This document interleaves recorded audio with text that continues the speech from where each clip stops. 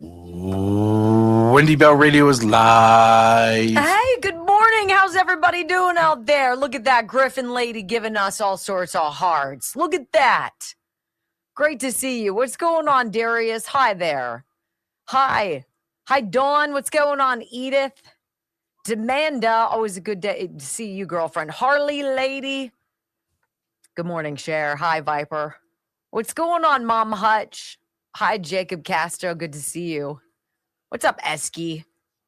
Boston Dave. All right. You're here on the new time slot. Thank you. Hey, yesterday was great. We were number 4 on the leaderboard. We got like 100 and something thousand views. It was fantastic. We got like 80,000 during the show and then 40 afterwards. So that's pretty nice. Can you rumbles were nuts. Can you tell? Yeah, it was like 4 or 5, 4, 6, which is crazy. Yeah. Which is why I love when we start with 2. It's only 12. We're only at 875. It's only 1,200 away. I don't aim small, guys. I don't go for the small stuff. But it's great to be with you. How's everybody? Hopefully we've gotten some like kinks out. It's weird. It's weird. Like the show itself doesn't change, but driving in at a different time. And like by the time Brock and I are here now, I don't want to drink coffee anymore. So I'm done with coffee. So that's kind of weird. Yeah. And I mean, I have 2 16-ounce coffees before I even get up. And then you've got different traffic patterns. You got more people on the road than you do at 6:30 in the morning or what have you. It's just different. It's just weird. Everything's just kind of weird. And I don't have like my timing down at home yet. So I'm kind of like kind of in the clouds. Day 2 of noon until 3. I'm so excited to have Mike McCormick back. He wrote the most awesome Substack. It is so smart, his Substack, Midnight in the Laptop of Good and Evil. He is the former White House stenographer under Bush, under Trump, and under Obama. Yes, I think that's what it is. And he's so great. And he wrote a great article about this operation to take out Maduro and how they were training for it at about the time that the Seditious Six put out their videos. And he's like, really? It's so curious. Shocker. Anyway, what are you going to say, Brock? Wow. Oh, you can do your thing. Oh, I can? Yeah, it does. There's nothing there for me. Okay, I want to tell you guys about a product that the wellness company, I don't know if you guys have heard a whole lot about this methylene blue. I really haven't, but I love that Dr. McCullough and his team of doctors and researchers at the wellness companies all over this. There's a product that they have called Recharge. And again, you can get everything from the wellness company with the discount, Wendy. It's great. TWC, the wellness company, .health. That's the big thing. TWC.health/Wendy. Throw my name there as the promo code and you're going to get 10% off and free shipping. But, you know, they talk a lot about the mitochondria, this powerhouse of your cell. And if your mitochondria weaken, so does your energy, so does your thinking. Even simple tasks kind of feel like, right? So this is why researchers are so interested in methylene blue, and it's been used for a century or more to treat malaria, blood poisoning, and cyanide. But researchers have found that in small controlled doses, methylene blue can support healthy mitochondrial energy production. So instead of winding down, it's going to gear you up. In 2025, the hype gained traction about this methylene blue, helping your brain produce cleaner, more efficient energy. And I think a lot of people started making products. But this is pretty interesting. The wellness company's Recharge is in a league all of its own. It is a pharmaceutical-grade methylene blue. It's paired with PQQ and NAD, which are the ultimate brain hack hybrids. All right. So you can get 10% off, free shipping if you're interested in this. It's one of these things. Get your power back, get your stamina back, all of that. This product, Recharge from the wellness company, twc.health/Wendy. Promo code Wendy gets you 10% off. Let's see how you guys are doing out there. So it's interesting. We were watching kind of what goes on with Rumble and who they put in where at noon, and very slow start over here on X, but we were waking up. It's going to take you a little while. Not even 100 people over there. They're like, I'm not ready. I'm not ready. But we'll see. We'll see what ends up happening with this. I'm just delighted that you guys are here and so many of you have made the switch with us. I know it's inconvenient in many ways. but it's going to be good. It's going to be really good. Been using methylene blue for years. Ches, thank you. Cheza? Oh, very nice. Ooh, methylene blue has a bunch of anti-cancer benefits. Ooh. Apparently, this is a good thing to have. All right. We're getting there, guys. Oh, my clock is working, Brock. Oh, my that? goodness. Thank you so much. Hallelujah. That was really weird yesterday. Normally, there's this clock that shows you when the show starts. And so it counts you down. You have on the top, it shows you the current time. And then at the bottom, it's this countdown to when you're actually going on or how much time you have until you go to a break. And that's very helpful. So I can look at it and see, oh, I've got a soundbite. It's not going to fit. I don't know if Harry's going to fit here, Brock. So hang with me. Okay. My boyfriend, Harry. Brock got him for me. Here we go. 5, 4, 3, 2, 1. Welcome to your daily dose of facts to fight off the liberal gaslighting. You can be in the middle of a hurricane. You have sanctuary in the city of Chicago. Or you can be on a calm day. North is still north. You could be in a thunderstorm. I am angry. We are not going back. Not ever. North is still north. People can yell at me. The hell with the Supreme Court.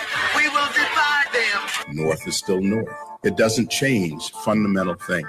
And in this business, right is still right, even if you stand by yourself. We don't get fooled again. Live across the fruited plain and from sea to shining sea, we're converting the Marxist left 1 hour at a time on the Wendy Bell radio program.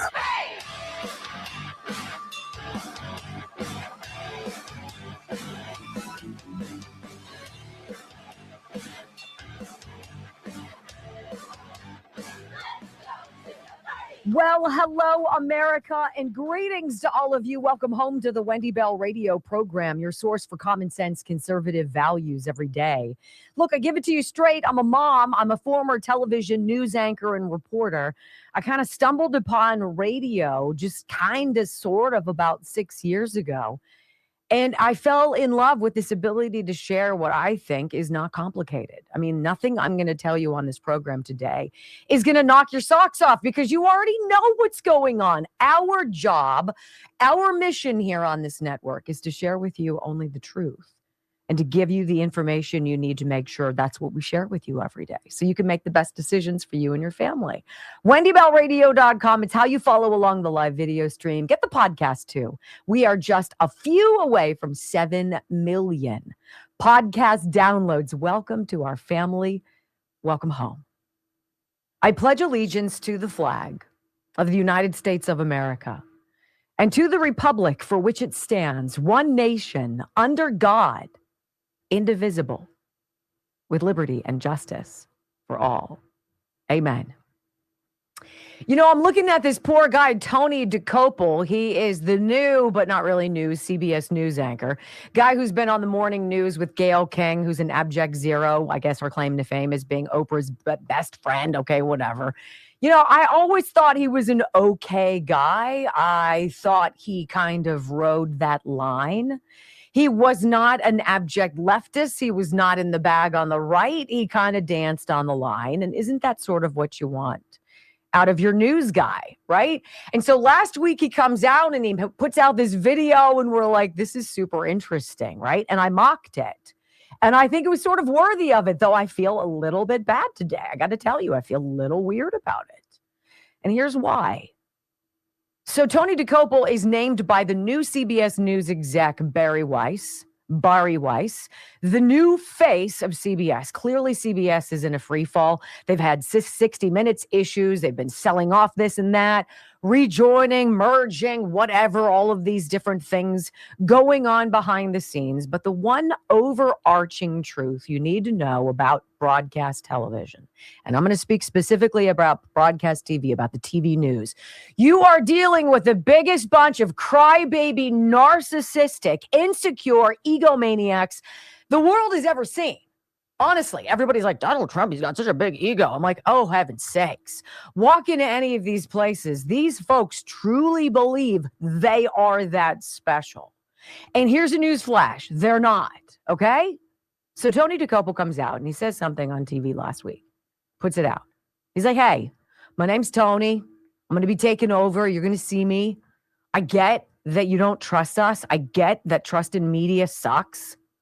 And I get a lot of the reason why.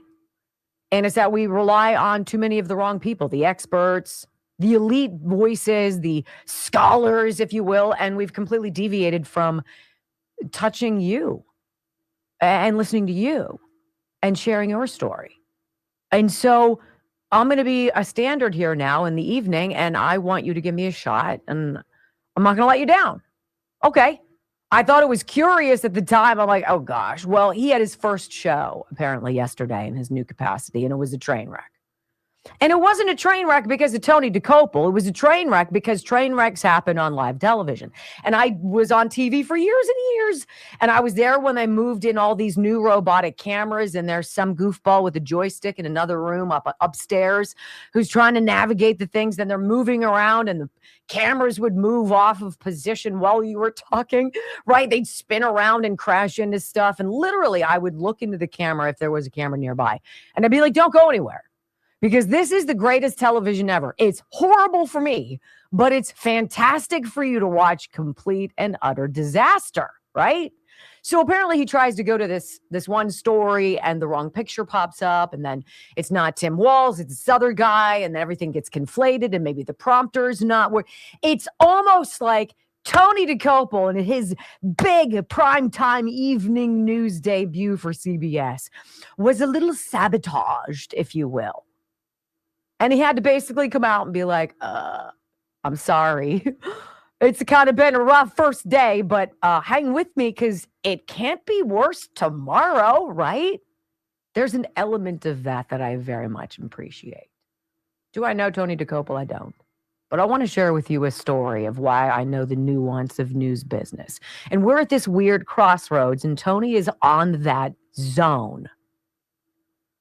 He's got one foot in the old media and he's got the other foot in reality. And in reality, nobody cares about the old media. Old people are watching. That's about it. Okay? It's changing. We're getting our news from people on the street, not just citizen journalists, not just Nick Sorters and not just Nick Shirley's and people like that. Not just Liz Colin, but people like you.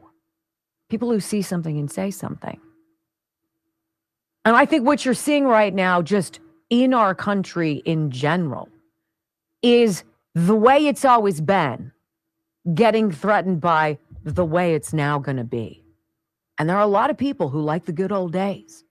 They like the good old ways it used to be. This is the way the rules are. This is why you have so many Republicans in Congress who are unwilling to fiddle with the filibuster. That's not the way it's supposed to be. The old way, well, here's a news flash. And Tony DeCoppel got it. We are bridging a gap. You need to find relevance from the old and come into the new and bring people who long ago stopped paying attention to you back into the fray. Many years ago, when I was working at a TV station here in Pittsburgh, the station was doing an hour-long special on soldiers coming back from Iraq and Afghanistan. And I was tasked with co-hosting this particular special. And they gave me perhaps the most difficult jobs. It was to go out and find a gold star mom or dad and have them trust me to sit down and tell me about their son or daughter who got blown up 1,000,000 miles away. And another story was about suicide. I found a family by looking at the obituaries. I always read the obituaries. Phenomenal stories sadly come out of the obituaries. And there was a local soldier who was being buried the next day. And I reached out to the family, and the father answered the phone. And he invited me and a camera to his son's viewing and funeral. And he allowed me to put a microphone on him as he stood and greeted the mourners as his dead son's body laid out to his right. This man trusted me, and he shared stories with me and heartache with me and an inside look at the horrors of war and what happens to young soldiers when they come home. Right before that story was supposed to air, and I spent a lot of time on it and a lot of heart, it came out that the young dead soldier hadn't committed suicide. He had overdosed on heroin. And the station told me, my news managers told me that I needed to change my story and turn it from a tragic suicide, a tragic passing of a scarred soldier who saw too much, into showing him to be a druggie who overdosed on heroin. Now I want to ask you a question. How would you do that? Would you allow that to be the story after the father let you into the son's viewing? Would you allow that to go on and blindside a family already reeling, wondering how they were going to put it together?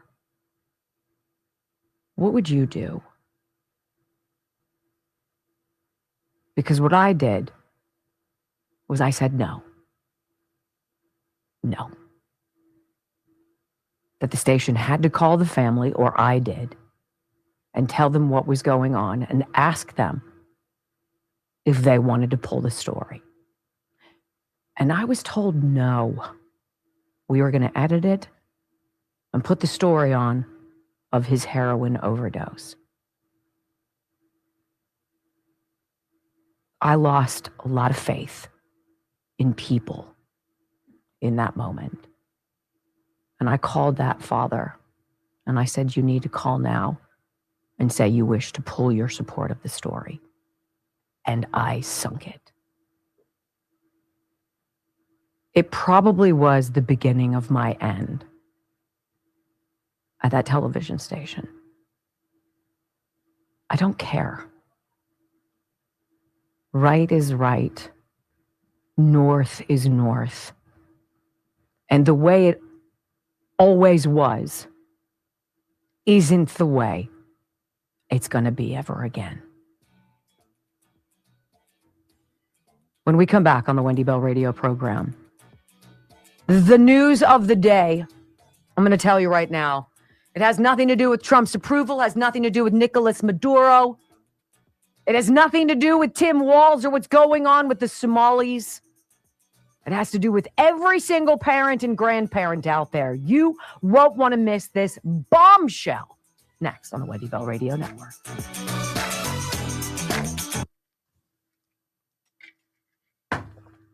I think Tony DeCopel truly does see it. I think he sees it. I think he gets it. I think he's connected. I think he realizes he's in a rock and a hard place. Got a new boss. New boss pulled a story. But see, the reason why they pulled that story from 60 Minutes wasn't because they wanted to fundamentally change it. And it was going to stab this father that his son came out, that his son died from heroin. Well, can I add that why was he doing heroin? Probably to block what he's seen. Probably to forget and find a different, no different than drinking to forget. Obviously, the family didn't want me to know that, right? Right. And so what do you do? What do you do in that situation? Did they shine on the family? Huh? Did they know you called them and told them? I have no idea. But it was... You did the right thing. Can you imagine being that family? I'd have been pissed. Oh, you would have been devastated. Well, And I will not be the source of that. You know, the source of relief for so many people that I'm understanding now is cbdistillery.com. I got to tell you, CB Distillery, I just got a message from a gentleman who was like, tell me, I forget. I've been told I need to have this or that. And I can't do it. I can't do this pain. Blah, blah, blah. I don't want to be on pharmaceutical stuff. cbdistillery.com. Pain relief, abso-flippin'-lutely. Calm from stress and anxiety. Yes. And help with sleep. Serious, good, restful, comprehensive, good, awakening sleep. Is it possible? It is. cbdistillery.com. They've got products for all three of those buckets, if you will. And it's all available for you. 25% off right now. cbdistillery.com. Use my name, Wendy. They have millions of customers. They've got gobs of 5-star reviews. They are clean. They are green. They don't put in a bunch of jazz in their CBD products. It's just the best high quality CBD you can get. So don't be in pain. Don't toss and turn. Don't chew your fingernails to the quick. Go to cbdistillery.com and throw Wendy in as a promo code and knock about 25% off.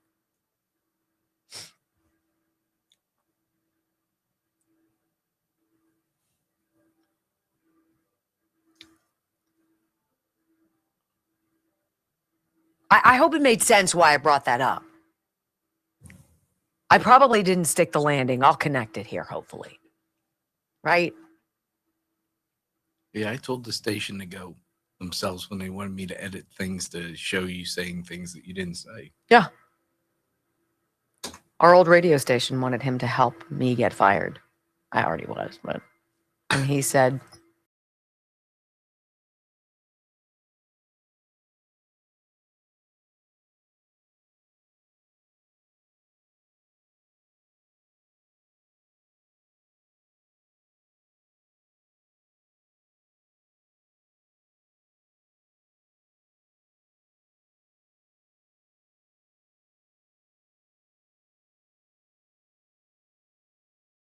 to stand on that line, to have your legs straddle how things always have been and the way things are going to be going forward. It's a tough place to be. It's a tough place to be that person who says, hey, this isn't working, or no, we're not going to do that. Or I know you think that this is all that matters. News, news, news. You got to report the news. It's newsy, Wendy, that this guy whose viewing and funeral you experienced, you went to personally, it affected you emotionally. Screw it.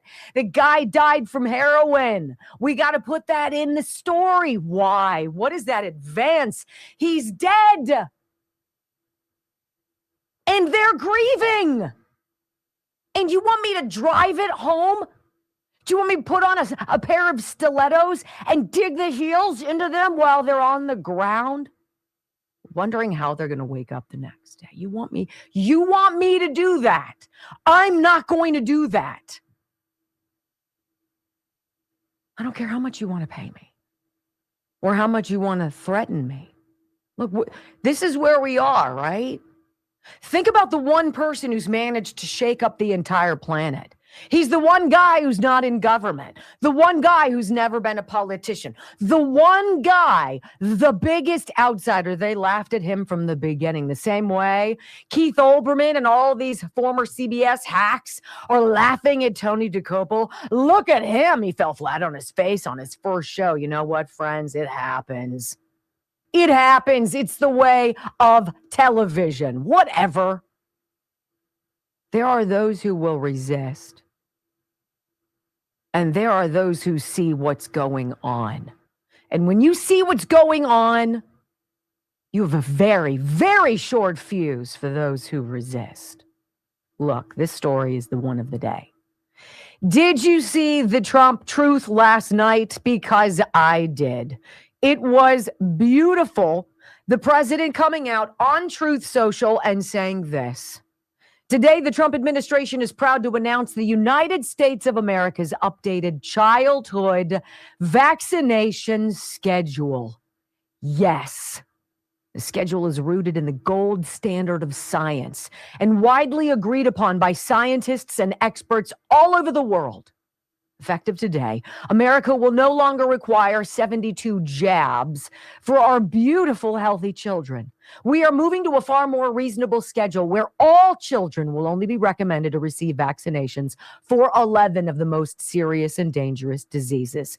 Parents can still choose to give their children all of the vaccinations if they wish, and they will still be covered by insurance. However, this updated schedule finally aligns the United States with other developed nations around the world. Congratulations to HHS Secretary Bobby Kennedy, CDC Acting Director Jim O'Neill, who we've heard a lot of lately, FDA Commissioner Marty McCary, CMS Administrator Dr. Oz, Jay Bhattacharya, et cetera, et cetera. Many Americans, especially the Maha moms, have been praying for these common sense reforms for many years. Thank you for your attention to this matter. Look, if you want to play games with America's children, if you think it's okay to put syringes in their little bodies, and I've had 5 of these kids, and I can tell you all of them have had one series where they got 4 shots, 2 in one thigh and 2 in the other. You can't tell me that that makes any sense. The way it's been has been wrong. We have among the fattest, most sickly children on planet Earth. Why is that? Why is that?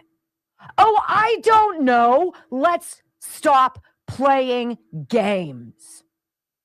The way it's always been is over. We are not going back. We will protect our children. We will protect our warriors. We will protect our borders. We will protect our children from drugs. We will protect them in school. Don't mess with us. That is a message to the deep state. You damn well better be afraid. Because we understand nobody's voting for you. Nobody's giving to you. So you got to steal to stay in power. Well, that power is coming to a freaking end because we are tired of excuses. We're tired for the way things have always been. We're tired of your crime and your corruption. And we're more, above all else, we're so freaking tired of you always getting away with it. It is a new day. You either get with the program that the lion's share of America voted for. 80, how many million Americans voted for this? If you don't like it, put a sock in it and take a seat. In America, elections are won the old-fashioned way. Vote by vote. Not by election fraud, not by machines, not by midnight ballot dumps on the loading dock, not by, oh, there's a water main break. Everybody go home. We'll come back at 8 a.m. and start counting then. Okay, bye. Done. Done. And we're done starting with our kids. Parents, rejoice. You have a president who trusts you and you alone. Quick time out when we're back on the Wendy Bell radio program. The truth is all coming out. Let's dig into more of these Maha things you need to know about. We'll blow your mind next.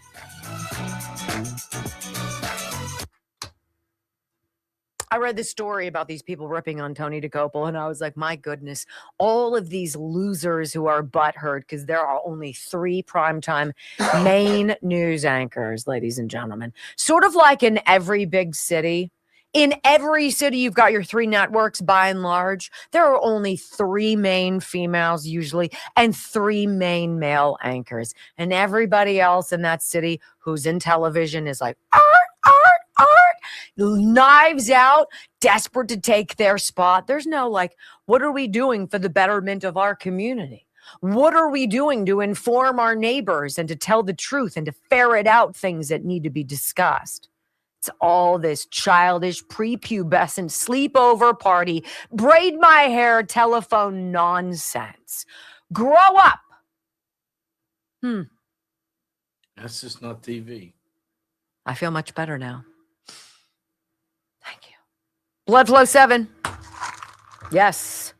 By the way, Juvenon is so excited about you and how you guys have responded to this. So this is what I do. All right. I take 2 of these capsules. Oh, shucks. I'm throwing them all over the place. I take 2 of these capsules every morning. Now I take it about 9 a.m. I took it this morning because I went to the gym at 6 a.m. So I woke up at the crack of smack. I couldn't sleep. So I took my Blood Flow 7. And I'll tell you what, my trainer said, hell, my goodness, even at 6 a.m., you are really strong. I'm like, and she even asked me, did you take it? And I'm like, oh, I took it. Look, you want something that's going to help you feel in ways you maybe haven't felt in a while, right? It's kind of weird. It's like coming out of the darkness. And then all of a sudden you've got strength and stamina and focus and durability and things that used to just totally tucker you out. You're like, I can go for another one. Let's go. You want to rake more leaves? You want to shovel more snow? What do you want to do? Let's go. That is bloodflow7.com/Wendy.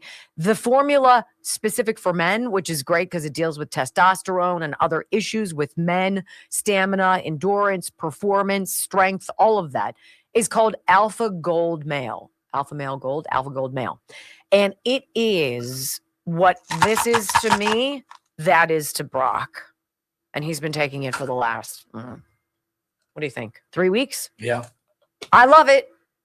I love it. And Juvenon is the brand. So go to bloodflow7.com/Wendy. I'm telling you, this is going to change your world. It's changed mine. It's totally changed mine. I believe it'll change yours. So anyway, I was a little fussy there, though. It tapped into some stuff on me. People are throwing money at you again. Oh, my goodness. Ziegers PB, greetings. Well, that was awful nice of you. Stanley Blum, hello. I love Wendy. Well, I love you back. $20. That was awful nice. Thank you. I got a little fussy by that. It's just so, I'm so, when you're aware of what's going on, people who aren't aware, you're patient at first and then you lose it. And then you're like, look, you're a dead weight. And you're either not going to be saved or you need to figure this crap out quickly because I'm not waiting anymore. Right? Did you guys hear what Chuck Schumer said about how Donald Trump is all this and Democrats Donald Trump is more worried about his ballroom and his jet and his blah, blah, blah. He's like, meantime, Democrats are working hard to bring down the costs. Are you out of your freaking mind? Can anyone say what one thing Chuck Schumer has done in 50 years? Whoa, shut up. You know what? And I'm like, I'm going to grab, I don't even want to hear it. You're not worthy of the oxygen that I would spend getting annoyed at you. Therefore, somebody else now getting in on the action. $10. Ziegers, what? First name is Paul. Hi, Paul. What does BEAD stand for? Badass. Big Daddy. I have started watching MSN Now Morning Joe every morning. You are. Just to see what they're talking. The way I'm nuts. starting to understand why, if nuts. you're liberal and that's what you watch. No wonder you're why a you think what you freakazoid, think. right? Yes. What they're doing is they're sizzling people up, right? They're putting them in the frying pan and they're like, and then set them free. No wonder they're all geeked out and weirded. Their big right? concern this morning was, how are we going to run this country? This isn't regime change, and it's all about the oil. Whatever. Well, if that's all you think about oil is gasoline in your car, then you're way off. You're way, way off. We don't need anybody's And then they oil. brought up Greenland. Mm-hmm. Which is all about strategic positioning, shipping, the Western Hemisphere, and our defense, national defense. Other than that, I don't know. This is... I got some new stuff for you today. What do you mean? Bumpers. Oh. It's so exciting. Okay, I ran out of time, Poopy. Okay. All right. This is such huge news. Everybody out there who's having children right now, You have a chance. Start from scratch without polluting your kids unnecessarily at an early age.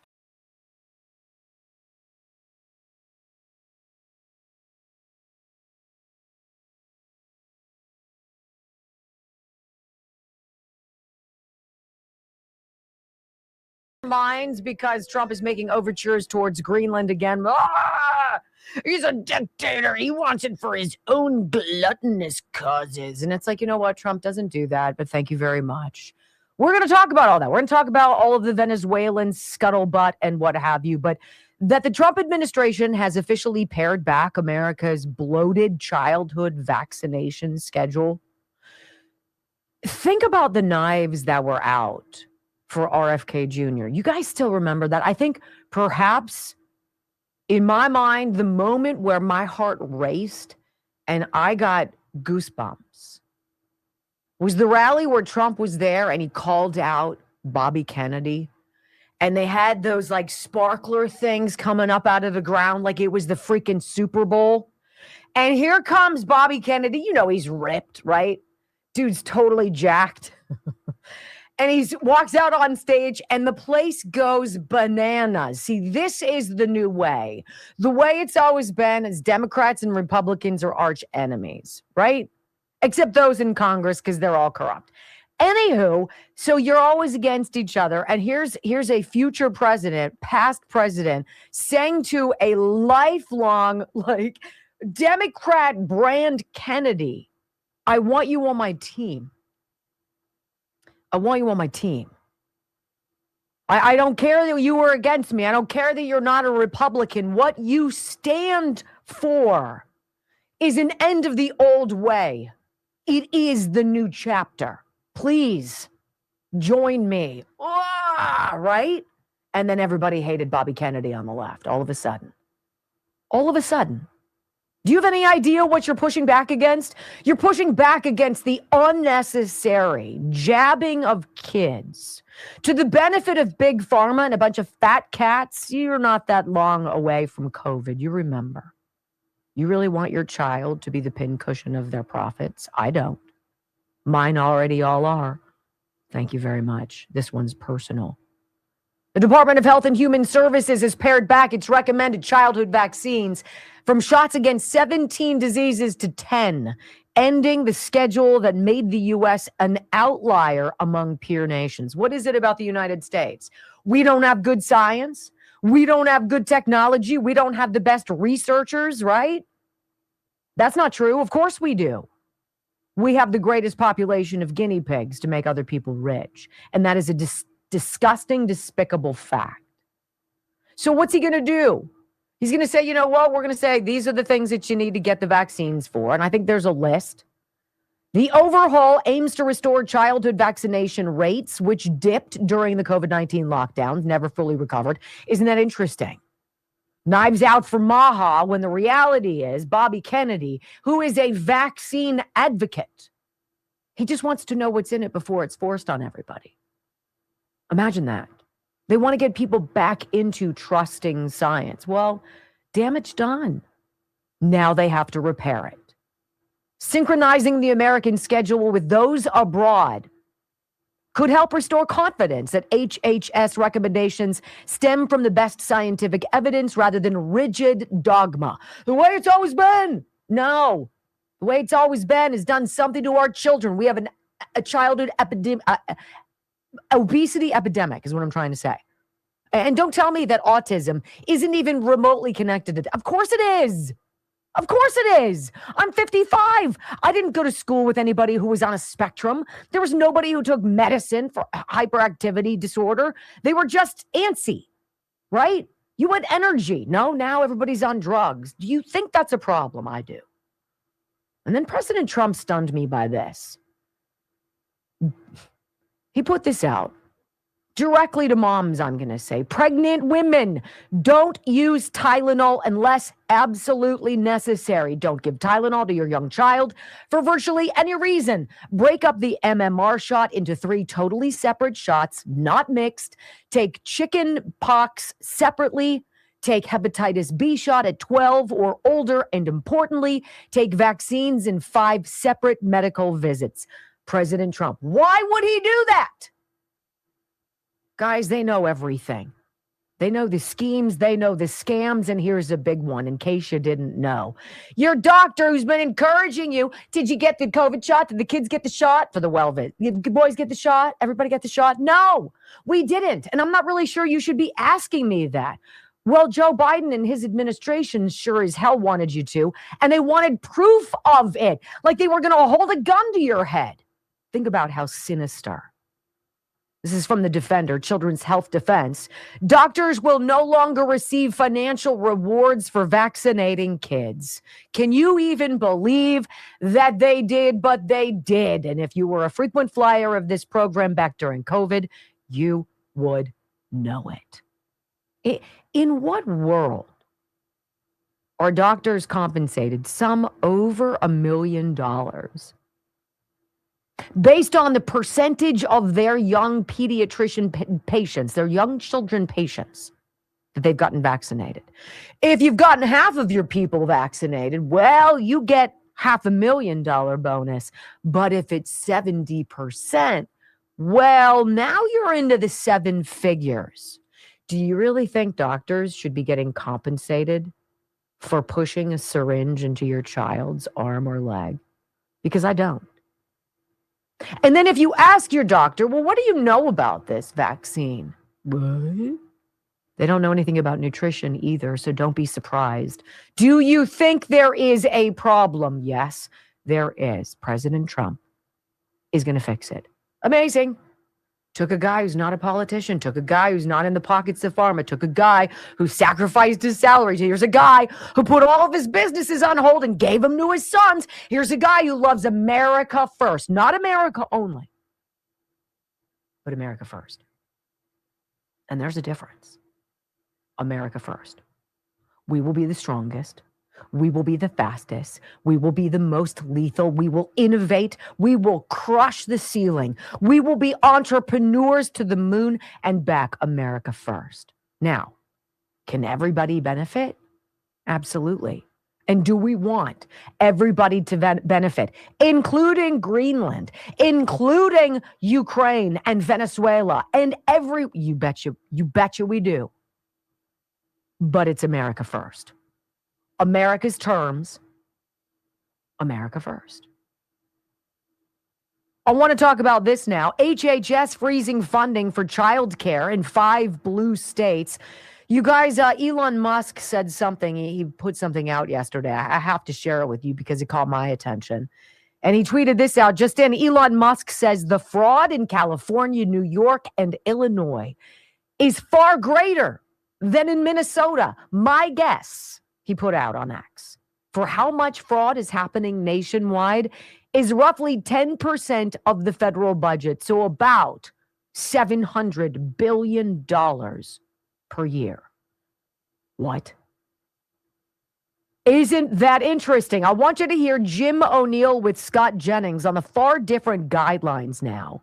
For a child today, any of my sons, probably your children as well, versus when you and I were growing up in the 70s and the 80s. Listen. You know, many people have noticed that the United States has recommended more and more vaccines for children every year. They've gone from 23 doses for 7 diseases in 1980 to more than 80 doses for 18 diseases now. That's a huge number of vaccines. Many parents are concerned that they're injecting their young, innocent children with a lot of medicines. They're not sure about the risks and benefits of all these. And many people have been asking questions. We've been looking at this all year. We've had the Advisory Committee for Immunization Practices do deep considerations of the safety record for certain vaccines. And the president last month asked me to consider what other countries are doing. He noticed that some other very developed countries recommend fewer vaccines for a lot of their children, and it seemed worth talking to them and seeing what their logic was. So I had the pleasure of having good conversations with health ministries. My counterparts in Germany and Denmark and Japan also talked with our career vaccine scientists at FDA and CDC. And a lot of our scientists wrote a long formal assessment recommending that we converge United States recommendations on the consensus recommendation vaccines of other countries. And I just signed a decision memo today doing that. No, it's sort of like what we talked about in Uttar Pradesh, India, right? Like 245 million people in this ultimate test study.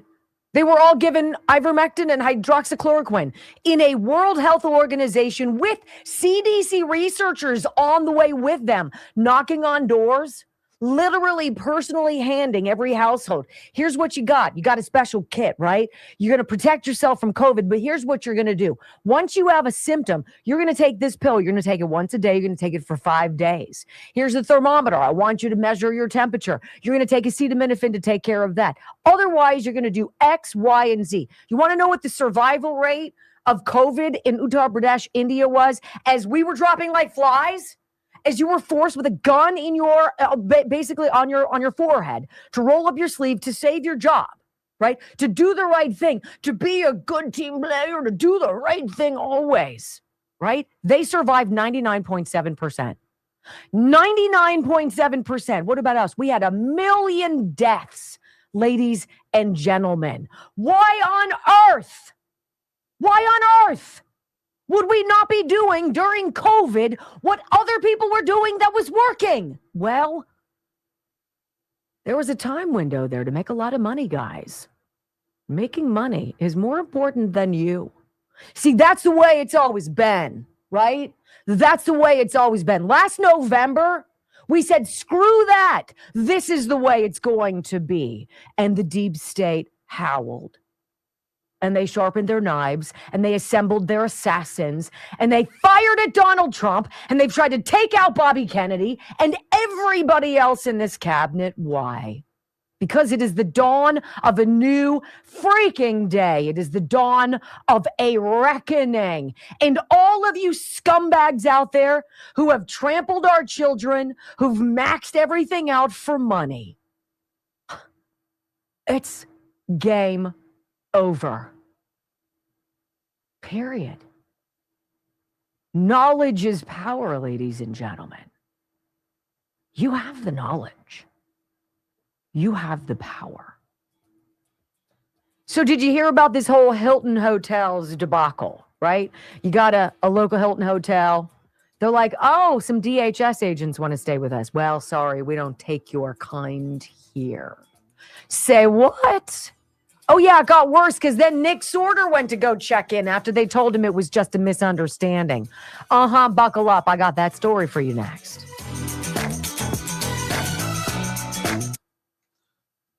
First business in Minnesota not to take the money. Unbelievable. Totally believable. All right, the healthy fat, Dr. Gundry's drink. This is why some of the stuff with Ozempic is scary to me. I understand a lot of people use it for the speed with which they can lose weight, not really knowing what the long-term effects are. And that's obviously a decision that everybody has to make for themselves. But I think I personally would not take it just because of where we've been in the last several years. I trust nothing. So I wouldn't do that. If you are on my kind of thinking in that regard and you're like, but still, I'd like to lose 40, 50, 70, 80 pounds. Like, I'd love to fundamentally change everything I do, but I don't really know how to do that. Well, one of the first things you can do is get a grip on your appetite and your cravings. And that is to drink Dr. Gundry's thehealthyfat.com/Wendy. So this is a meal supplement. It's a dietary supplement, but you drink it in lieu of breakfast or lunch or even dinner, and it's satisfying, okay? It's delicious and it's satisfying. And Dr. Gundry, who is he's a heart transplant doctor, pediatric, like super smart and talented. He invented this and used himself as his own guinea pig, and he lost almost 80 pounds. Right?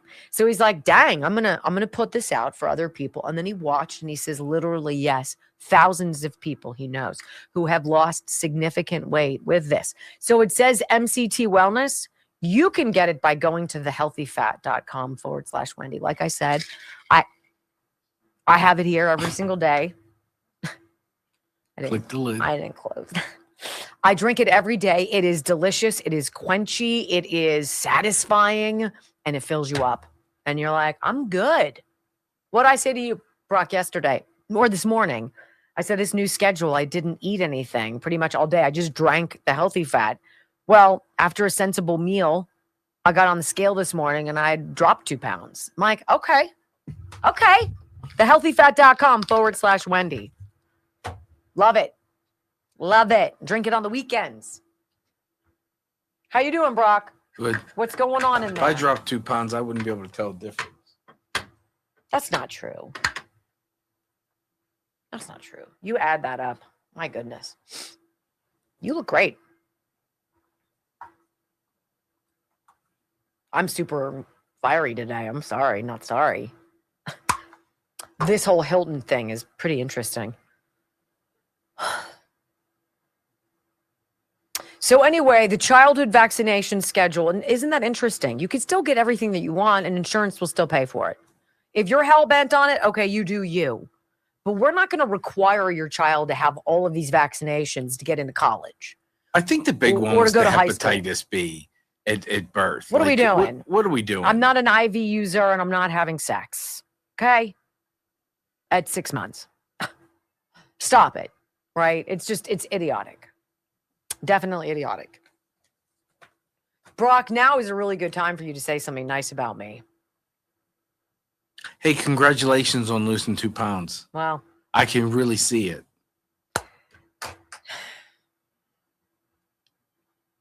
I gained your 2 pounds because I had 2 beers yesterday.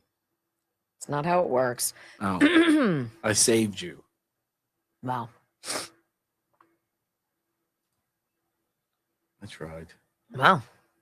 Let's see how our rumbles are. What are you guys doing? Let me see. Lacking. What? 2.32. We usually like to get $50. We have 6,000 people watching. Hi, I'm so glad you're here. Welcome. We're in a commercial break, obviously. 513X has awakened.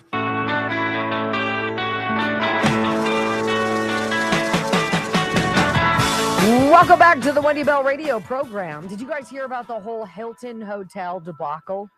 Okay, so we've been on enough soccer trips with our kids, right, where we have to get a couple hotel rooms in Hilton this or Marriott that.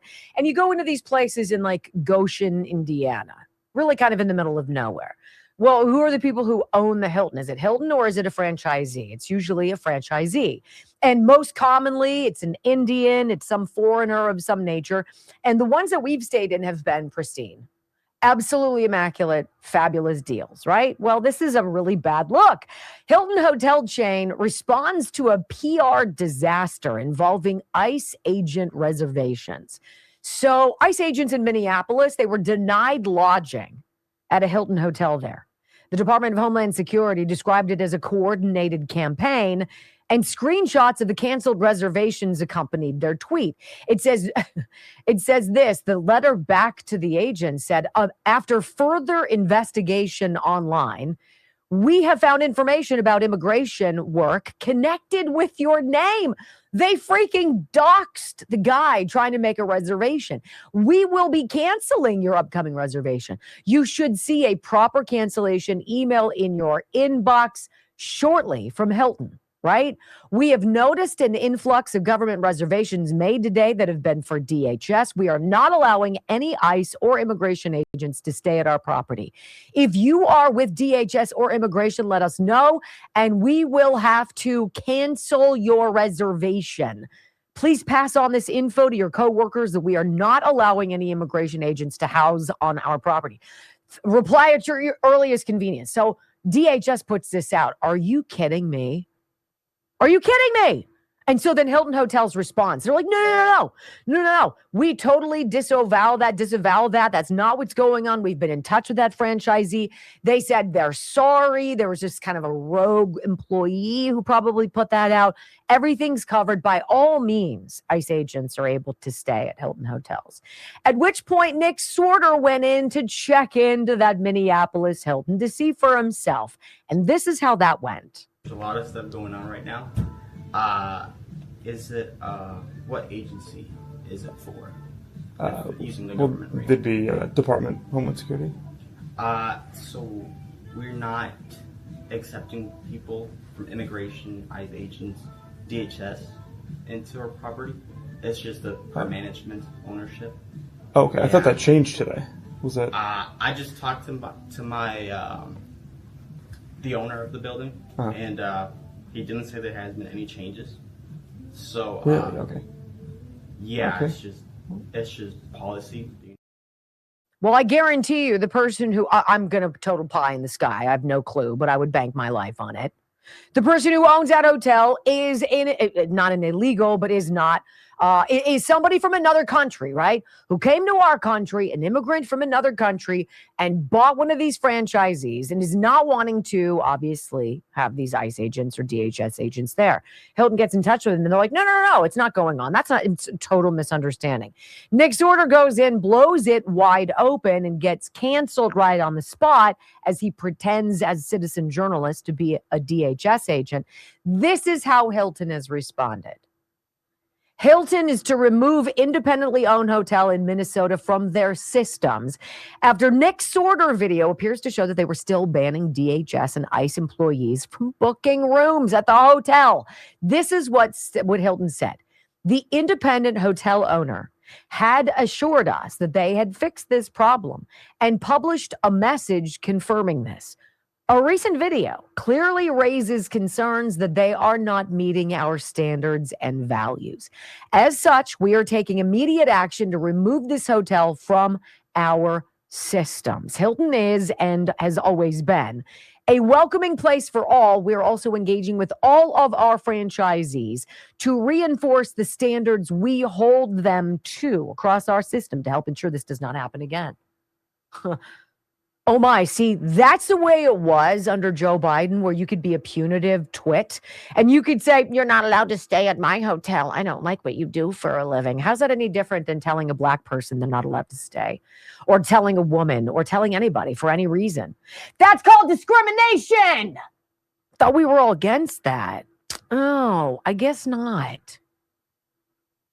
Interesting. Hilton, very quick. They don't want to be the next Liberty Safe. They don't want to be the next Bud Light.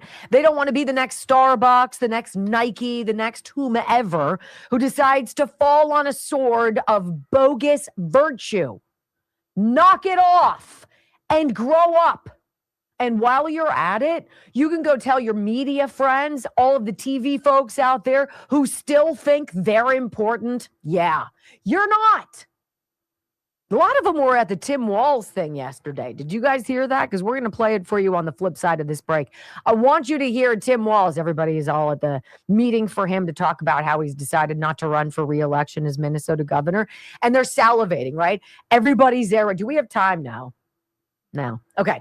And everybody, all of the reporters there, they're salivating to be able to ask him questions about Somalian fraud, as though Tim Walz is going to say a daggone thing about the population that's been greasing his skids for how long, right?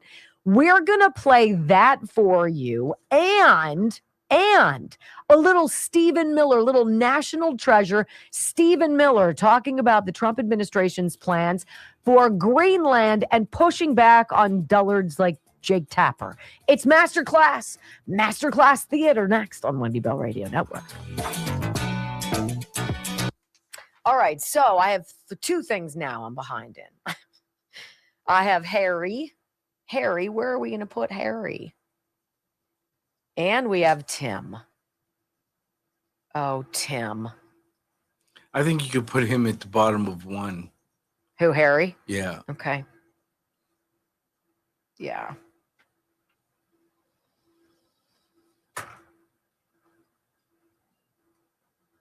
I might even start with this with Tim. I might do that.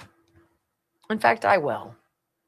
How do you like me now? I like the fact that Hilton came out right away and said twice.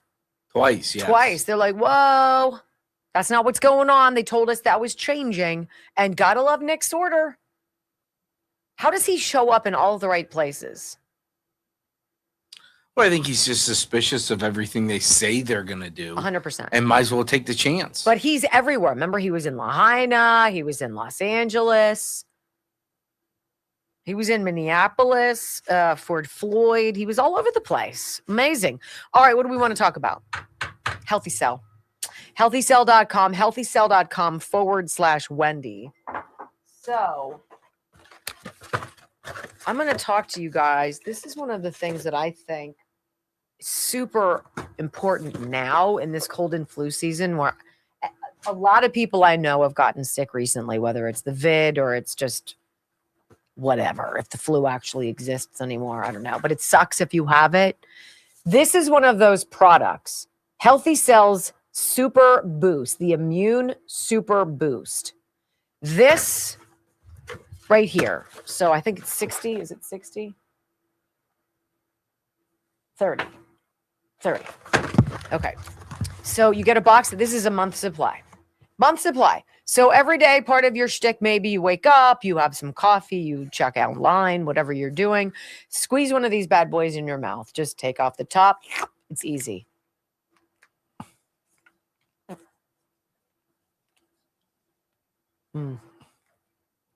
Blackberry's good too. This one says it has immunity activating vitamins, minerals, and phytonutrients,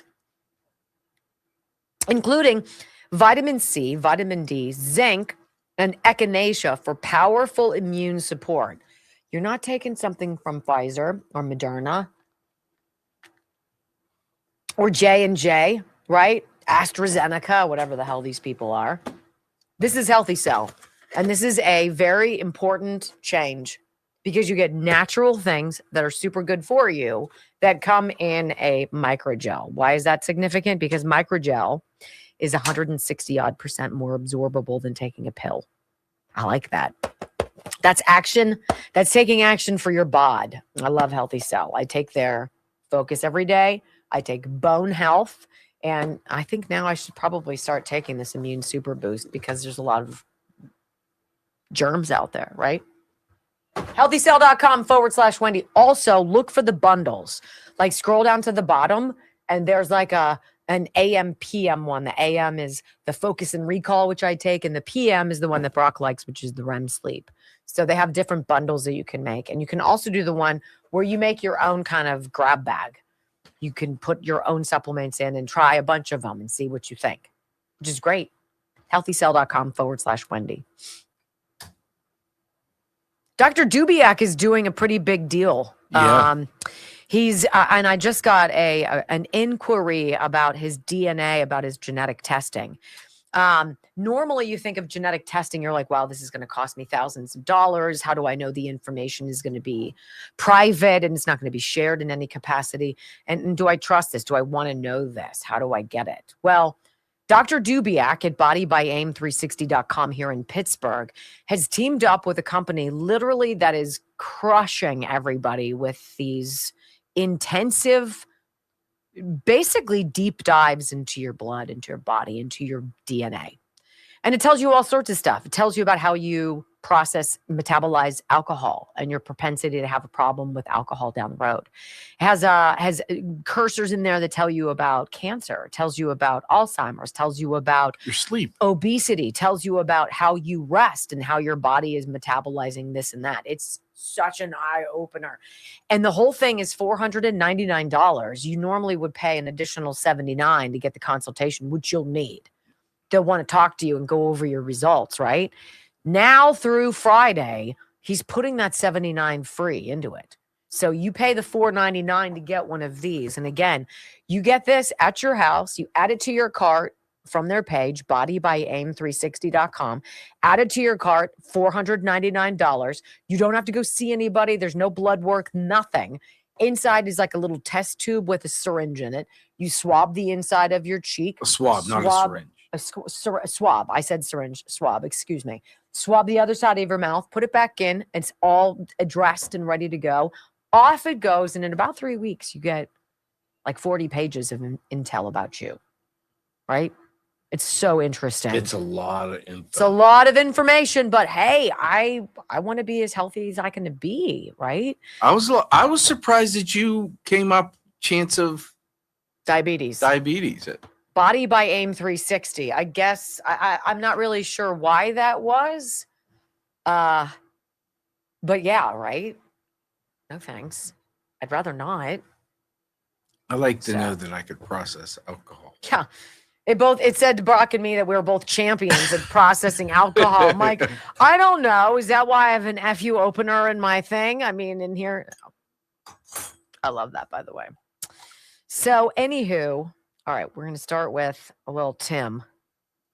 I just love when the media gets shined on.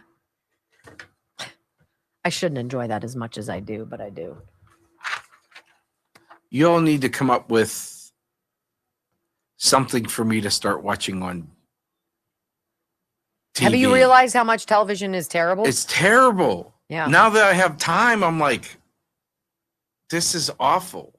Yeah. And you can only watch so much news before you just want to. I don't watch news. I can't. I mean, is there any Terrible. good shows out there that I haven't seen? I don't know. 254. Let's go. We want 3, so 460 to go. Let's go. I'm watching Bones again. Yeah, I am too. What episode? What season are you? I'm in 2. 4. You're in 4. Oh, you're right before they get together. Really? Mm-hmm. I can't remember. That's the one nice thing I don't remember. Episode 25. Wow. Wow. Wow. 5,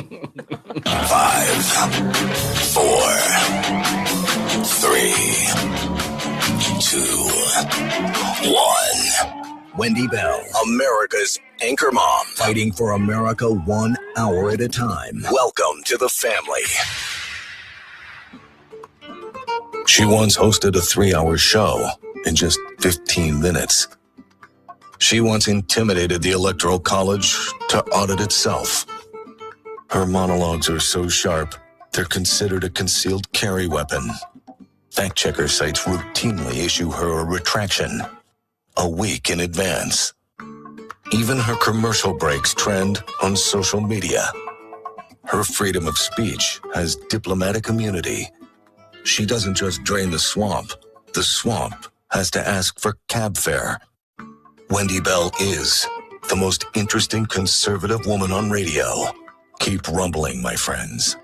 3 hours of bold truth and excellence. You've just signed up for the WBR Army. Strap in. This is the Wendy Bell radio program.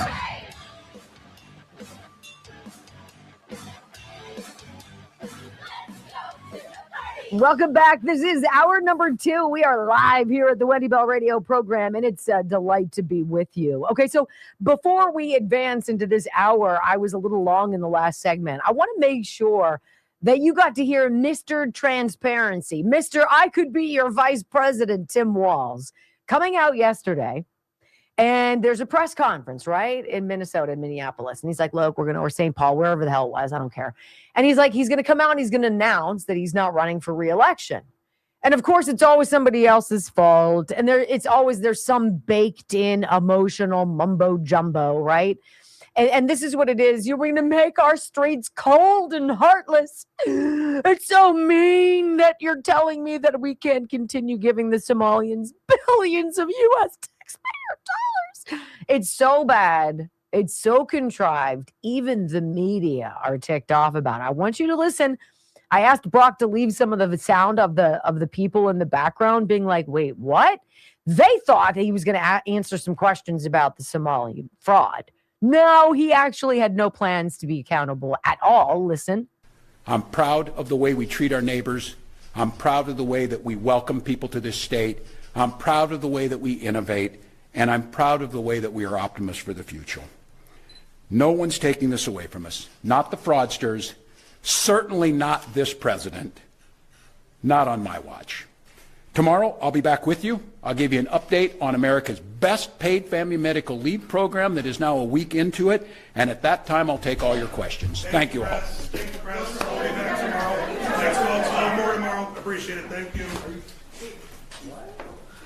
Wow. All right. Thank you, Press. You said you were going to take questions. Why didn't you? Thank you all. We'll be back tomorrow.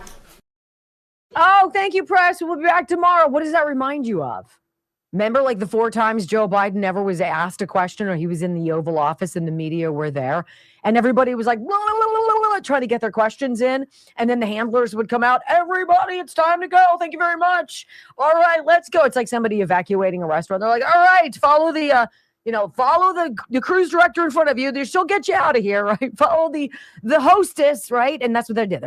You're not allowed to ask questions. Wait a minute, what? Where's the transparency? I'll answer your questions tomorrow. Really? Well, we're going to be monitoring that for you. Don't you worry. In the meantime, you got to love Stephen Miller, national treasure. All this talk about Greenland. A little bit of talk about Greenland. So why does President Trump talk about Greenland? Well, I got something here before we get to this Stephen Miller sound, where the New York Times has put in this article talking about Trump. Now, everything that they want to say is that Trump is greedy. Trump wants oil. Trump wants to rape the rare earth minerals. Trump wants to go in there like a steamroller, and he wants to get everybody out of the way and drill, baby, drill, and it's all for me. And he's like, look, I don't need, really, I don't need Venezuela's oil. We've got more than enough for a century or more underneath our feet here in America. It's obviously a lot bigger than that. This is what the New York Times is saying before we get Stephen Miller on this with Jake Tapper. Trump says the island, Greenland, is vital for American national security.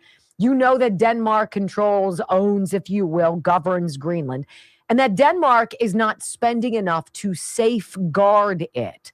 Greenland is important because of its geostrategic location. An American military base specializing in missile defense is on that island. Now, most of Greenland is inside the Arctic Circle, where superpowers are vying for military and commercial dominance. Controlling the island would give Washington an outpost in an important naval corridor connecting the Atlantic Ocean and the Arctic, where climate change, this is the New York Times, bear with me, is melting the ice and making once unnavigable territory a theater of competition. Greenland also has huge stores of rare earth minerals used for making batteries and cell phones, electric vehicles, and other high-tech items. Currently, China dominates the global market for the minerals. Well, China is getting its oil squeezed by them, off from them in a huge way with this whole capture of Maduro. So Jake Tapper over at CNN is trying to create this idea that Trump is just this monstrous Bigfoot. He just wants to absorb everybody, puts his name on everything. It's the Trump Kennedy Center.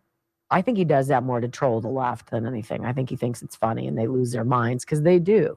I want you to hear Jake Tapper and Stephen Miller as Stephen Miller talks about the U.S. liberating Greenland from Denmark, right? Jake desperately wants to talk about United States military action, boots on the ground. Are we at war? Are we going to go to war? Are we at war in Venezuela? No, it was a surgical strike. And no, Americans were lost. And no, we're not at war. And no, we're not going to go to war with Denmark. Who's going to fight for Denmark? Listen. It has been the formal position of the U.S. government since the beginning of this administration, frankly, going back into the previous Trump administration, that Greenland should be part of the United States. The president has been very clear about that. That is the formal position of the U.S. government. Right, but can you say that military action against Greenland is off the table? It wouldn't be military action against Greenland. The Greenland has a population of 30,000 people, Jake.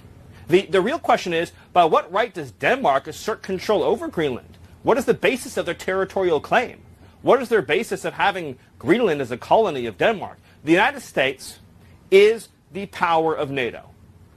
For the United States to secure the Arctic region, to protect and defend NATO and NATO interests, obviously Greenland should be part of the United States. And so that's a conversation that we're going to have as a country. That's a process we're going to have as a community of nations. So you can't take it off the table that the U.S. would use military force to seize Greenland. You can't take it off the table. Jake, I understand you're trying very hard to, which again, is your job.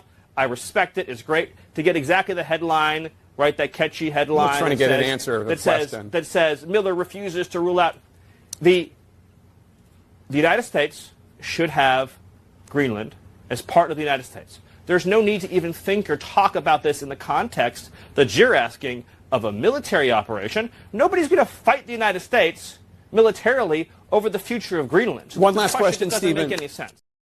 Denmark have Greenland. Why should Maduro rule Venezuela and hold millions of people prisoner? We're the great liberators. There, Jake. Stephen Miller on Hannity is talking about the capture of Maduro. You know, people don't realize how the U.S. and only the U.S. has the ability to stabilize this country by helping them get their oil industry moving. Well, one of the lessons we've learned from history, Sean, is that the priority in the aftermath of any kind of change in government in a country, particularly one with a challenging recent past, is stability.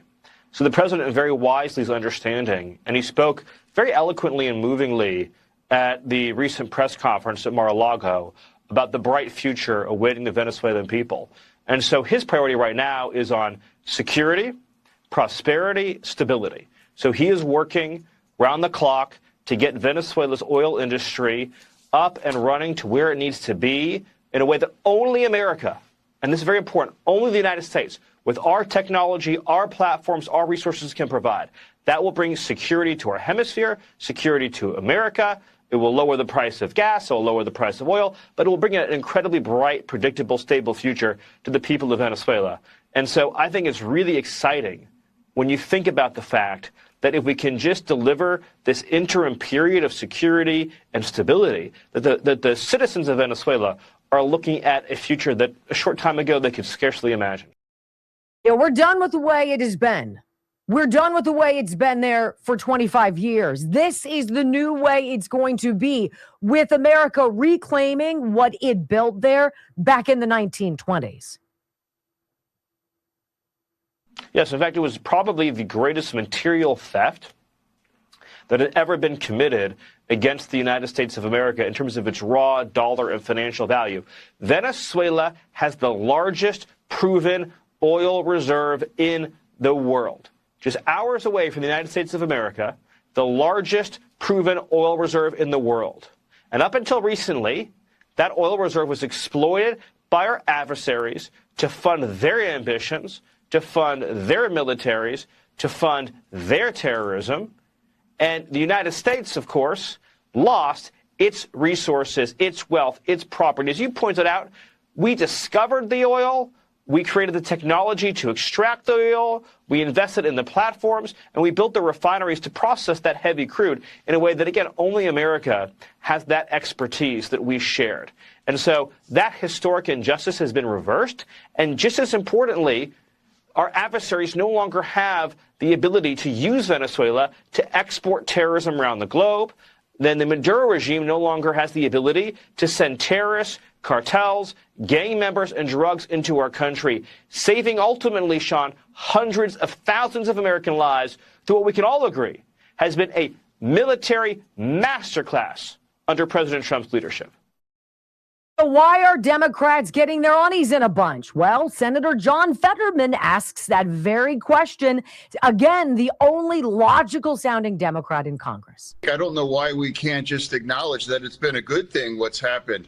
I mean, I've seen the speeches from whether it's Leader Schumer or kinds of past tweets from President Biden. You know, we all wanted this man gone, and now he is gone. I think we should really appreciate exactly what happened here. Now, remember, we all Democrats years ago wanted to eliminate him, and why have a bounty of $25 million if we didn't want him gone? Why would you do these things if you weren't willing to actually do something other than harsh language? Let's remember, 8 million Venezuelans were displaced and mass chaos, and now they were shipping drugs to our nation as well, too.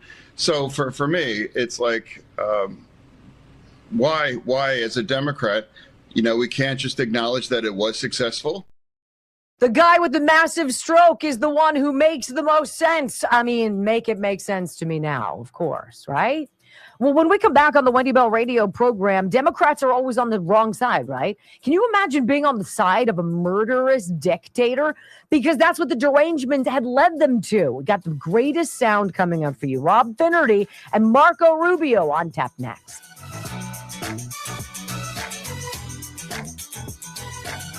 There's so much interesting stuff that people are saying. I think Jake Tapper and what's his face? Stephen Miller got into some argument really about Venezuela and about what we're really trying to do there. And I think it's probably got to be hard a little bit, Brock, for Stephen Miller, because he's trying to explain historically what's going on. But of course, Jake just wants the soundbite. So we're going to go to war with Venezuela? Are we going to have boots on the ground? And he's like, wait a minute. You're missing the real point here about what's going on. Well, you saw how he called him out. And he started to stammer. He's like, I know you're looking for the soundbite. Miller doesn't say that military. He's like, I'm just trying to find an answer. Really? Are you? Because you're not letting him answer. It's very interesting and very disappointing. He weaves well, too. Miller does. Yes. All right, let's talk about Texas Bullion Exchange. Let's see what I have. Hold on, let me check my bag. See if I have any more gold and silver goodies.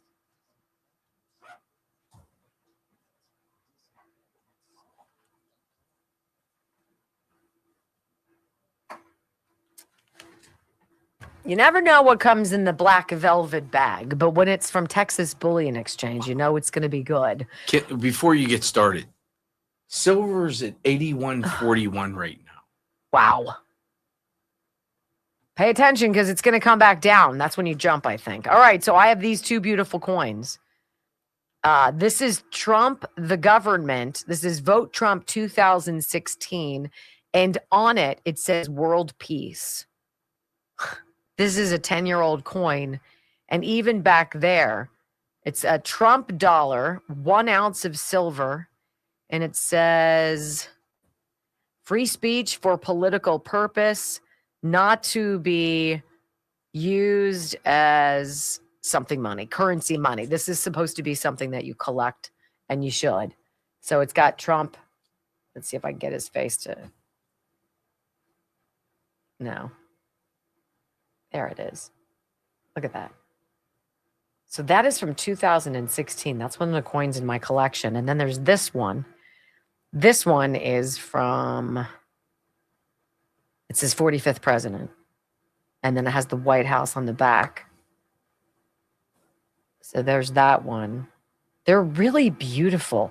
And these that have the Trump pictures on them, I'm not so sure they make a lot of those. So this is something that you can ask for when you call 855-927-5557. You're going to be like, oh my gosh, my girl Wendy was talking about you again. And she told me I have to call you and figure out how I can get gold and silver into my portfolio or into my hot little hands. And she says, you'll help me. And that you have a principal protection program that guarantees whatever I spend on your gold and silver or platinum and palladium, if I want to sell it back to you, I'm not going to get less back than I paid for. Who does that? Texas Bullion. WendyLovesGold.com, 855-927-5557. I love these people. Love them. And it's fun when they put together a grab bag of gold and silver for you. That's pretty slick. It's pretty slick. $80? Gosh. Your silver bar is now getting valuable, huh? No, it's saying it's lower. Who is? Somebody saying it's lower? Yeah. Texas. I'm looking at Texas Bullion site. Saying 81.46.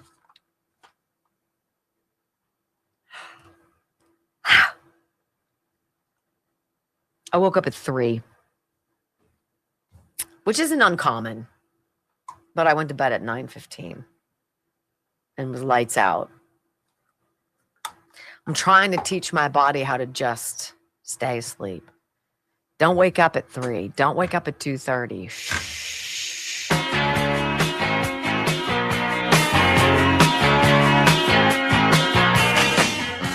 Well, welcome back to the Wendy Bell radio program. You know, a couple people on TV have been beautifully calling out the derangement on the left. It's just really kind of peculiar. It's pathetic. It's pathological, I think. It's deranged. I think Trump likes to put out things, likes to dangle carrots on the end of a string and see how many people he can take down to take the bait, to take a swing at it, and a lot do. Putting his name on the Trump Kennedy Center, oh my gosh.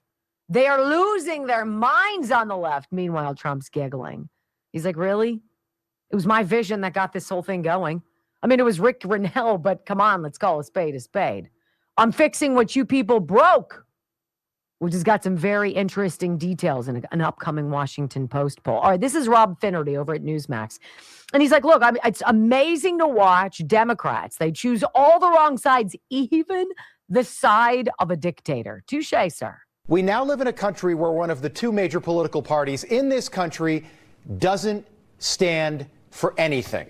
Think about that. Democrats don't stand for anything, and they are proving that once again tonight, because Democrats all across the country are suddenly on Nicolas Maduro's side, the dictator, narco-terrorist, cartel boss.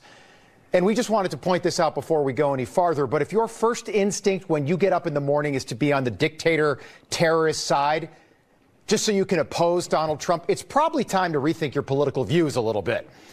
But that is the Democrat Party of today. Democrats would rather leave a violent dictator who is flooding our country with drugs and killing his own people in power instead of supporting anything that this White House does. So tonight, Democrats are on the side of the dictator, which is really strange considering Joe Biden, the former Democrat president, had a $25 million bounty on Nicolas Maduro's head, meaning you arrest Maduro, you get $25 million. We wonder if Donald Trump gets that money now. Think about that. Maybe he could use that money to pay off the new ballroom. Just a thought. But suddenly Democrats are totally against Donald Trump doing something Joe Biden himself wanted done. Is so obvious. This is Marco Rubio saying, I don't really care what the UN thinks. We know damn well what we did in Venezuela. We know why we did it. And they can suck it. No, you're wrong in your question. Number one, Venezuela is a major source. And the reason why is the following. And I've seen a lot of this reporting, and it's fake reporting, and I'll tell you why. It says that somehow Venezuela is not involved in the drug trade because the UN says they're not involved in the I don't care what the UN says. The UN doesn't know what they're talking about. Maduro is indicted by a grand jury in the Southern District of New York. That means the Southern District of New York presented the evidence to a grand jury, and a grand jury indicted him. And then a superseding indictment came out that was unsealed about a year and a half ago that specifically detailed Maduro's actions. So number one, let there be no doubt, Nicolas Maduro is an indicted drug trafficker in the United States, and he's a fugitive of American justice.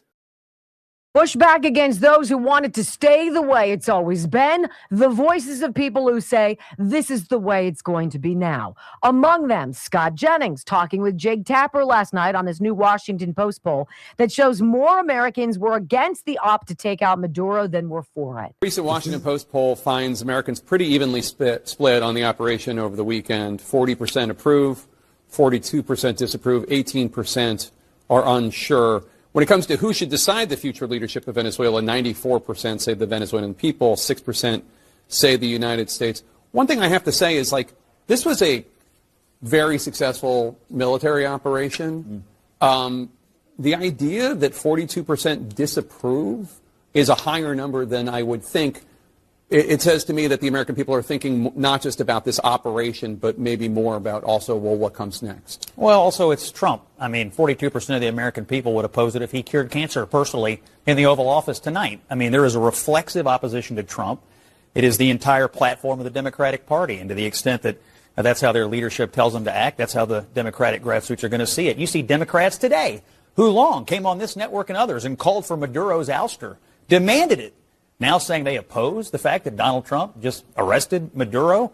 This reflexive opposition to everything Trump does is corrosive of the Democratic Party, and you shouldn't look at these things through that lens. You should look at it and say, highly competent military and law enforcement operation. We got rid of a bad guy. There's a better future for Venezuela, and it's going to inure to the United States' benefit. But, it's Trump, so everything must be opposed. If he's for it, well, it's not. Absolutely right. In fact, when we come back on the Wendy Bell radio program, we're going to talk to White House stenographer and author Mike McCormick. He draws a parallel between the seditious six and Maduro next.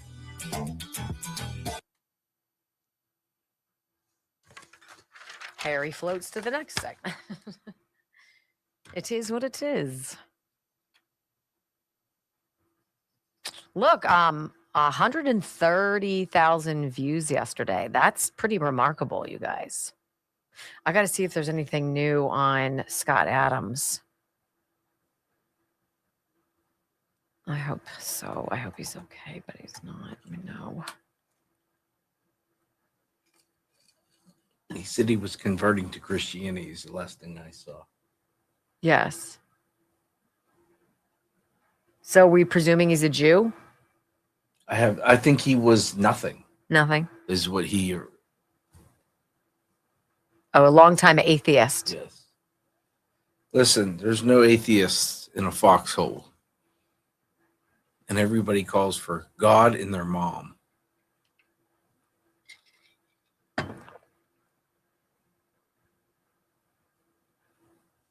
My kids don't seem to call for me.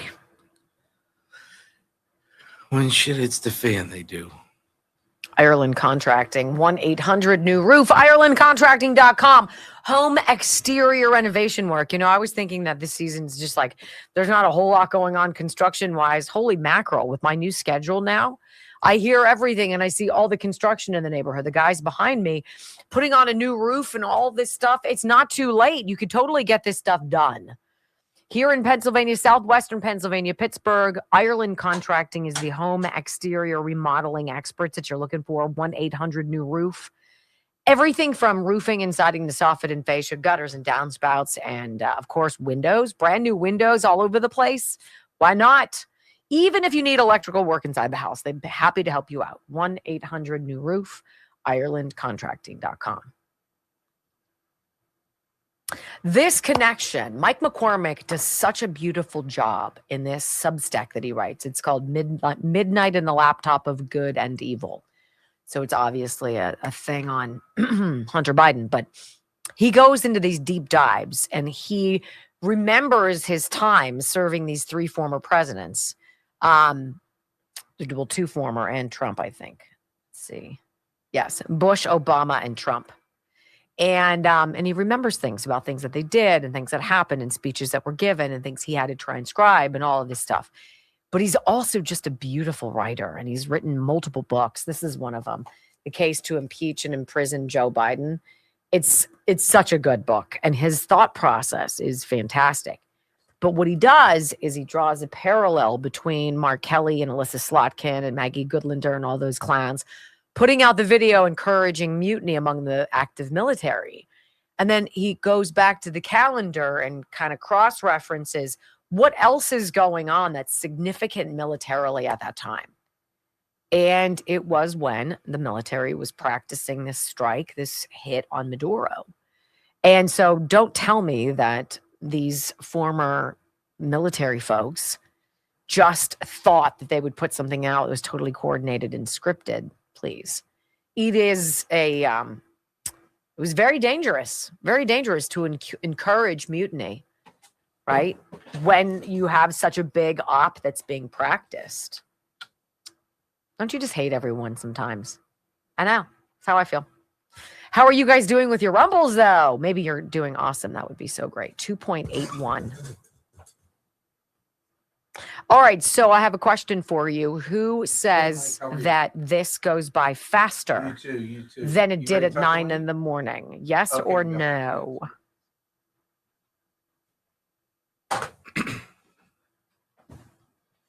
Mike loves the rock and roll bumpers that lead into him. That's what he always writes about on the Substack after we are on the air with him. Rock and roll bumpers. Rock and roll bumpers. What do I have to play? I don't know, but I want, like, he's probably got me by, I don't know, maybe 7 or 8 years. Okay, well, I'll give him a little. I think I know what I'll give him. Do you? Yeah. I love me some Mike McCormick. So I don't want to disappoint him, you know. So you like it? Yes, you like it. It goes by faster. School of so no. Ooh, we kind of split. What? Well, I asked, does it make the day go by faster that we're here at this time? And they're saying no. Darius, you say no. Lisa, no. Okay. All right. Bill Fred says yes. Thormock, yes. Lizzie, hi, Lizzie. How are you, babe? Huh. Okay. Did you shout out Josky Dawn? Why? He gifted 50 subscriptions to Wendy Bell Radio listeners. Oh, my gosh. Yeah. Josky Dawn, why would you do such a thing? That is so nice. He's a lot nicer than you. I don't know what that means, though. They get a little thing on a little icon, I think. I don't know. Polish dog, 24 hours in a day, no matter when you're on. Wow. That's crusty. Tell me you're an old Navy man, and you've got tattoos that have bled into your skin, and you've got rough fingers. Right? No? No. I got a little pressure now. Wow. He likes the rock and roll. Yes. Because I don't know what kind of rock and roll he likes. Well, I don't know. Is he telling me? Oh, no, but I'm getting a phone call from somebody who wants me to book an author. No. Your car, extended car. It's my extended car warranty, yes. Yeah, I hope this works for him. You know what? I don't want excuses. I want...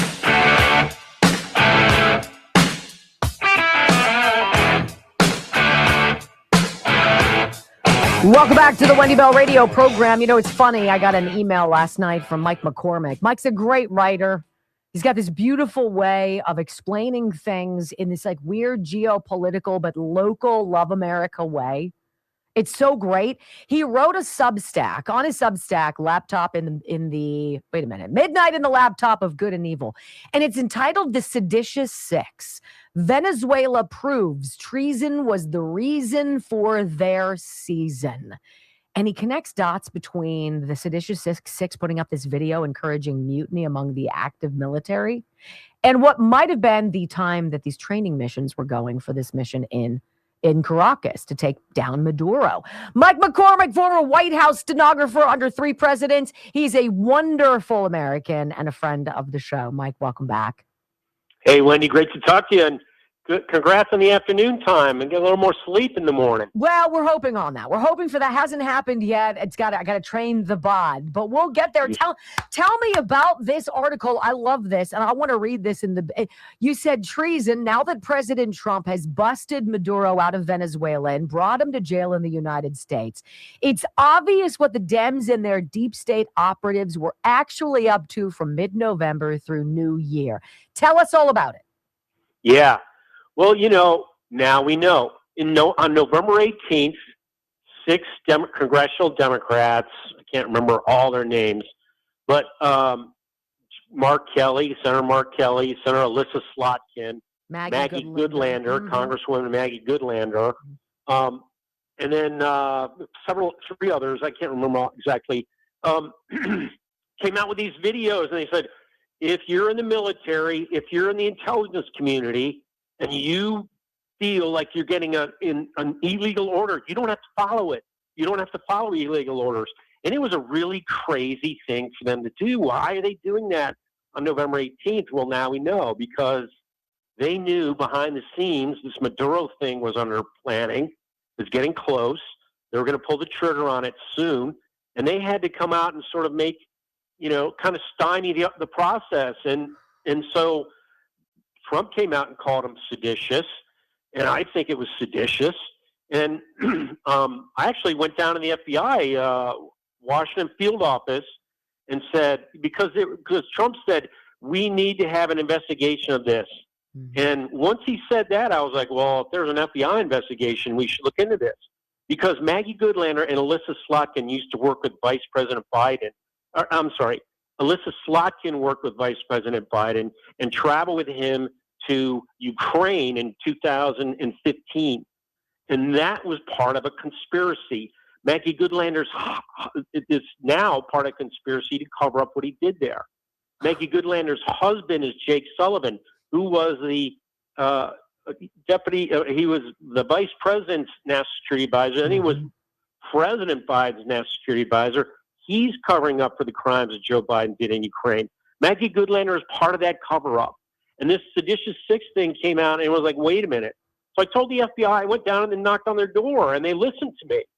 So I'm getting a little bit of traction with the FBI, a little bit of traction with the Justice Department. I don't have anything further to go beyond a little bit of traction, but they're listening. But now we have this event where Trump comes out and proves what he was doing. And we get to look back at all the things that led up to it, the bombing of the boats. One of the things I think that was really important to understand is when Secretary Hegseth forced people who had been covering the Pentagon for years to sign a pledge that they wouldn't spread false information, they wouldn't spread classified information. And all the legacy media people wouldn't sign it. They left. That's why this was so secretive, because he got rid of them. I mean, they were able to pull this off without anybody knowing about it, because they basically cleared all the old dirty reporters out of the Pentagon, and then they were able to go forward with this planning and then the successful operation. Well, it's interesting. In your article, Mike, you say it's time to punish the congressional Democrats who sought to upend Trump's successful Maduro apprehension. How big a deal is it, from somebody who's been on the inside on multiple presidential administrations? How big was it for you to wake up Saturday morning the way I did and see that went down? Yeah. And we read it, and we saw it on videos on X, right? It wasn't through the news. It wasn't CBS reporting. They couldn't do anything reporting on it until Trump came out and did the press conference at Mar-a-Lago on Sunday. And you and I had as much a front seat to that as they did. That's the new environment. You know, like you said, I used to work in the White House. So going back, this is very different than what happened with Iran. With Iraq. And just to say quickly about Iran, Trump hasn't even been in office for a year. He's bombed Iran. He apprehended the dictator out of Venezuela. What's next? He's just on a rampage. And that's what the world is worrying about. But behind that is what the Democrats are worrying about. And that's why they came out and did this warning video. And they exposed themselves. Maggie Goodlander and Alyssa Slotkin should be investigated for covering up for Joe Biden and other crimes behind the scenes. And I think the FBI should be looking at it. Who do you think puts out the order? Right? So you go into the FBI, I wouldn't know the first thing about this, but you've got to have some hypothesis about somebody giving the directive and the scripts to these 6 cats in Congress, right? I want you to read that. We're going to set up our shot here. We'll edit it together, blah, blah, blah. Who do you think that is behind that? Is that Obama? No, I think it's Democratic operatives that were sort of working with Obama. I'm not sure exactly who the organization would be. I'm pretty sure they're American. They're probably coming out of the Democratic National Committee, the DNC, headquarters there on Capitol Hill. They probably have a group that does stuff like that. It's their dirty tricks group. Mike, so that's the same organization, DNC, that just took out a loan so they could pay social media influencers like $20,000 to put out anti-Trump messaging. I mean, literally, right. Michael, we're in this weird place where it's for everybody to see, as you said, on X, not necessarily on CBS, but on X, for you to see a president who is not a politician, who's making all of this stuff that used to be the way it always was, completely blow up, and the left be forced to choose all the wrong people to support. It's got to be wild for you. Yeah. And, there's a lot of people, I've heard some worries that, we're going into World War III. This is very different than Iraq. This is very different than 2003. And I was in the White House when they did that.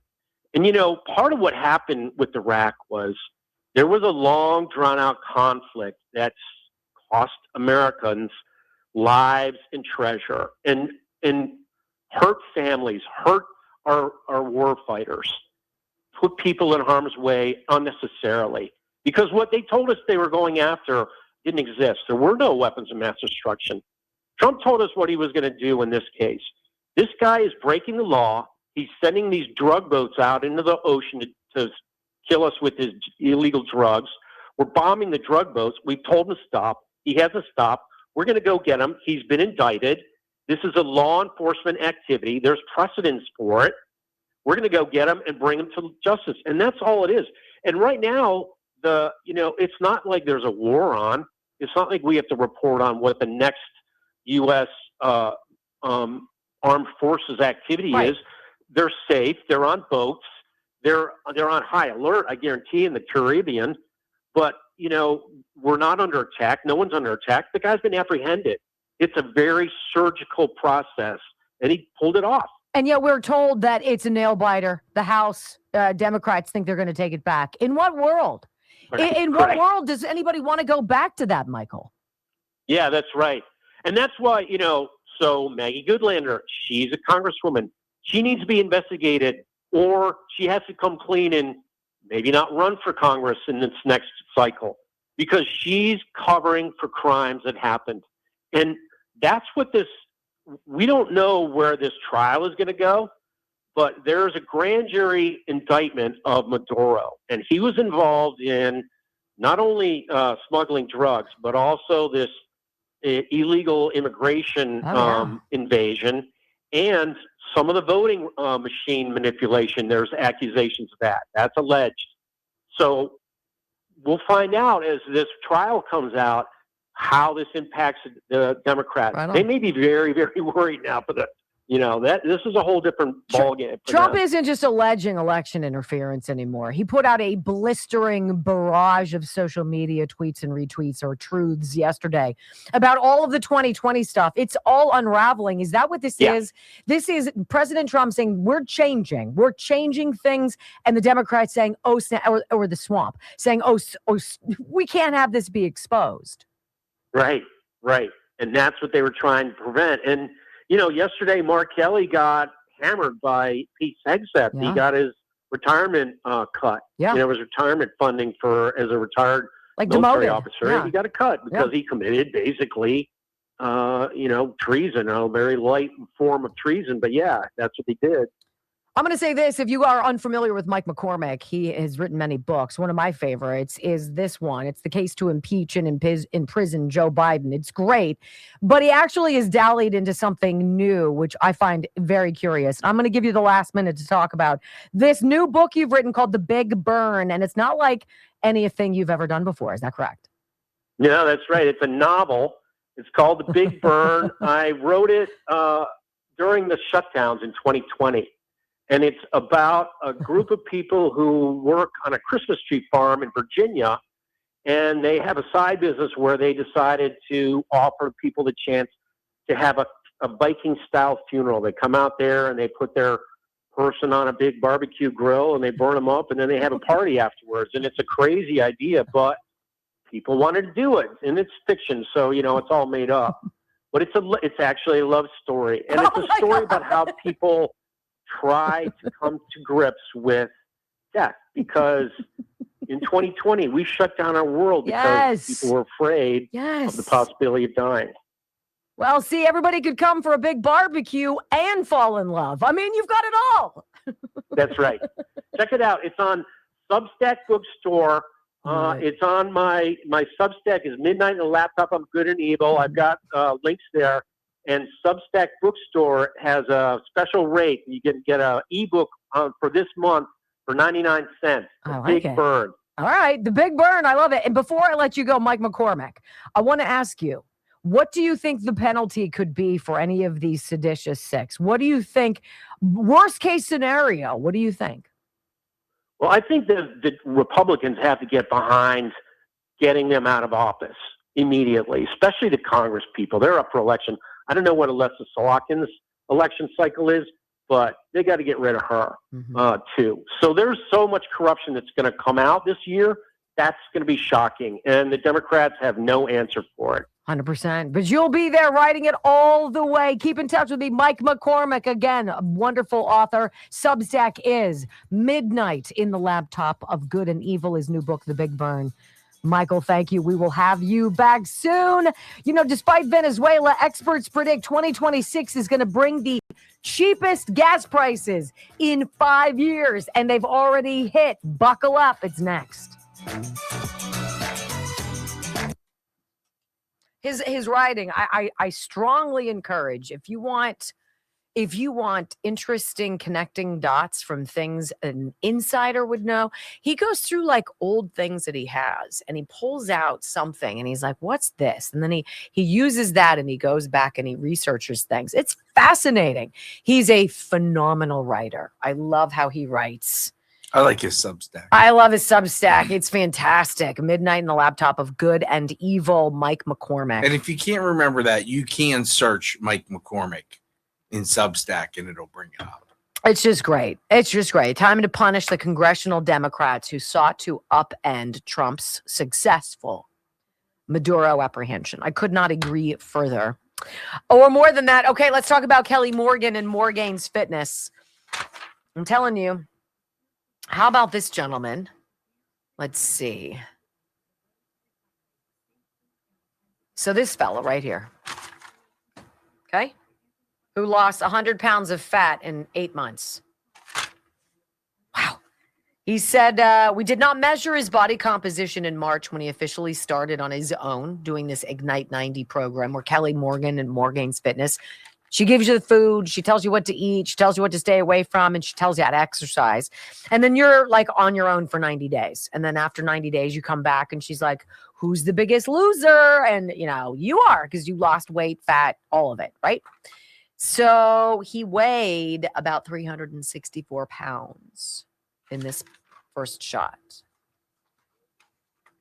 That one over there, right? You could tell, right? 364 pounds. He was total fat percentage was in the upper 40s. It's a lot. In 8 short months, he is down to 23% with nothing but hard work, practice, sacrifice, discipline, and a sustainable recipe. And he says, one short life, friends. Stop saying someday, pull the trigger. 90 Ignite. It's the program that works. Kelly Morgan, you can live anywhere. You can live anywhere. Anywhere. And with a computer, you can do this remotely with Kelly. Go to Morgainz, MORGAINZ fitness.com, and you'll see it right there. I guarantee it. So Kelly can yell at me from anywhere. Yes. Yes, she can. She wouldn't yell at you. She's a lover, not a yeller.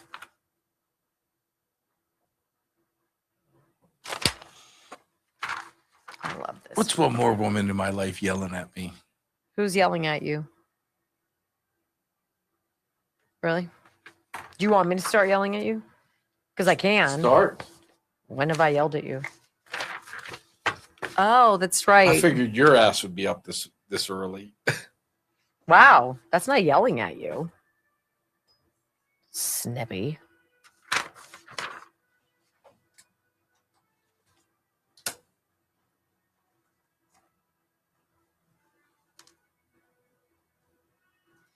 I love me some Mike McCormick.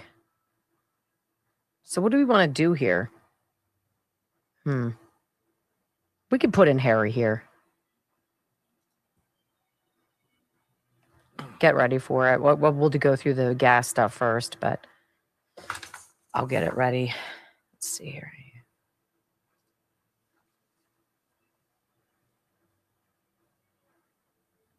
Hi. Rumble, rumble, rumble, made you out of clay. Oh, boy.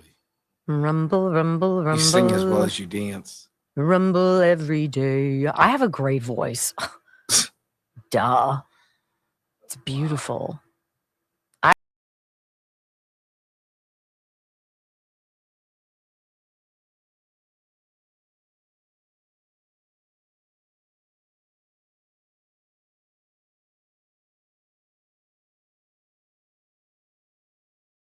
Drill. Oh my gosh. What do you mean it works?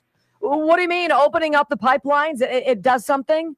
Tapping into the generous reserves underneath the feet of the American people? It moves the needle? Damn right it does.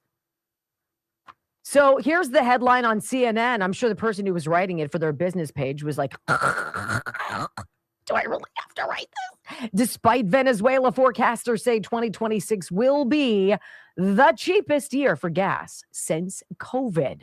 The gas pump has emerged as a rare source of relief for Americans drowning in higher prices. And that positive trend is expected to continue in 2026, regardless of the uncertainty in Venezuela. Gas prices are projected to average just $2.97 a gallon nationally this year. This is according to forecasts from fuel savings platform Gas Buddy. Let's see. It's a far cry from 2022. What? You mean shutting everything off and being a jerk about all things going and begging for expensive gas or fuel, crude oil elsewhere, and then draining the strategic petroleum reserves? You mean that didn't work? It sounded so great. Yeah, that's when things spiked over $5 a gallon for the first time ever. And the U.S. inflation rate surpassed 9%. Apparently, Michigan is, and this is not a place that normally has affordable gas, apparently. Michigan now, it says $2.70 a gallon, down 18 cents from this time last month, down 44 cents from this time last year. Right? But if you believe the latest Washington Post poll or Morning Consult poll, Americans really don't trust President Trump that much more than Democrats to handle the economy. Right. I want you to hear this. This is a woman in, this is very interesting. And she's right. I was going to ask Mike McCormick about this. That Trump derangement syndrome that all whack jobs on the left seem to be self-immolating from. It's going to cost them a very important voting block. Here she is in like 37 seconds. It's perfect. Democrats, I hope you know you lost the Hispanic vote for generations. Testing the capture of Maduro and asking for his release has offended every single Hispanic voter that there is in the country. Every Hispanic voter knows somebody or has family members from Venezuela or South America. Everybody knows how horrible the dictatorship of Maduro and Chavez has been for Latin Americans. You just keep proving to everyone over and over again that you don't know what you're doing, that you don't care about anyone. You only care about your optics and what it means to be opposed to the Republican Party. Be opposed to the Republican Party. So is everybody out there opposed to the president's strike to bring Nicolas Maduro, a fugitive American justice, to the United States to face it? Well, this is a very interesting question. Let's tap into one of my, prior boyfriends, Harry Enton. Here you go. Okay, U.S. military ousting Maduro. Pre-ousting, what you saw was the clear plurality of Americans opposed at 47%, just 21% support. Come over to this side of the screen. After the ousting, look at that. The support through the roof. Now we're talking about 37%, well within the margin of error right here of the opposition, 38%. It turns out Americans like what they deem to be successful foreign policy operations. And in this case, they view the ousting of Maduro, at least up to this point, as a successful one, and therefore the support way up. Yeah, before underwater, now basically even. What about the idea of putting Maduro on trial here in the United States? Yeah, you know, part of the reason why I think that the success number is way up, and you saw it here, what was it? It was 26 points in favor of opposition, and now within the margin of error, is because they simply don't like Nicolas Maduro. And in fact, they believe that he should be on trial for drug trafficking. Look at this, 50% of Americans favor compared to just 14% who oppose. So there are very few Americans here who oppose it. Even among Democrats, the opposition number is below, get this, just 24%, is below 25%. So this is something that unites Republicans, it divides Democrats, and at this particular point, support for the operation way up. And in terms of those who favor the drug trafficking trial for Maduro, that is a clear plurality. Yeah, it doesn't really even divide Democrats on the idea of a trial. They all seem to support it by and large. Only 24% oppose it for Democrats. Well, there you go, ladies and gentlemen. It almost looks like the outsider guy that all the people made fun of. Donald Trump, there's no way he'll ever become president. What a buffoon. Look at him on The Apprentice. What a goofball. Oh, yeah, 3 times later. And so let's talk about the 3 times. Well, he won in 2016. He won in 2024. And those of you who live in Realville know he won damn well. And he won by a lot in 2020. And in fact, that is where this president is going next, my friends. He is putting out on his Truth Social page all of the links, all of the videos, all of the details to let all of the world know we were robbed and it will not happen again. Oh my. Next on the Wendy Bell Radio Network. All right, I have a sniper story for you. Ready? So I have a thing out in that's outside my house by the front door, and it's out in the elements, so it's not under an easement or anything. It's just out. And it's a planter, it's like a wicker thing, and a big plant sits inside of it, and I like it. Well, it got super moldy and mildewy, and this beautiful pattern, it almost looks like it was woven, is all black, right? It's all black. And I was like, I'm not to throw that out. Well, I got the sniper out yesterday. And I was like, I wonder what sniper would do with this. Anything? Because it's trash day. I'll just throw it in the garbage if it doesn't do anything. Oh my. On a part of it, I watched the color of the mold and the mildew change. It went from black to the original color of the thing, and I didn't have to scrub it. I was like, no. That was me. I was like, oh my gosh. Now, if it can do that on some weird like wicker planter thing, imagine what it can do in the shower. Imagine what it can do when you spray it all over the floor of your shower, specifically if you ever have athlete's foot or something like that. Sniper takes care of that. Did you know that? Fungal infections? Gone. MRSA, SARS, parvovirus? Gone. All of this stuff. Hospital grade antibacterial. Great taking out odors. Got stinky places in your house. You got a shoe drawer or something where people put their stinky sneakers. Gone. Thank you very much. You're welcome. It's called disinfectwithsniper.com. Free shipping, which is a godsend when you're shipping out liquid. I mean, if you wanted to, you could even go this big and bad. Look at that. Ugh. Look at that. A gallon. You'll want it.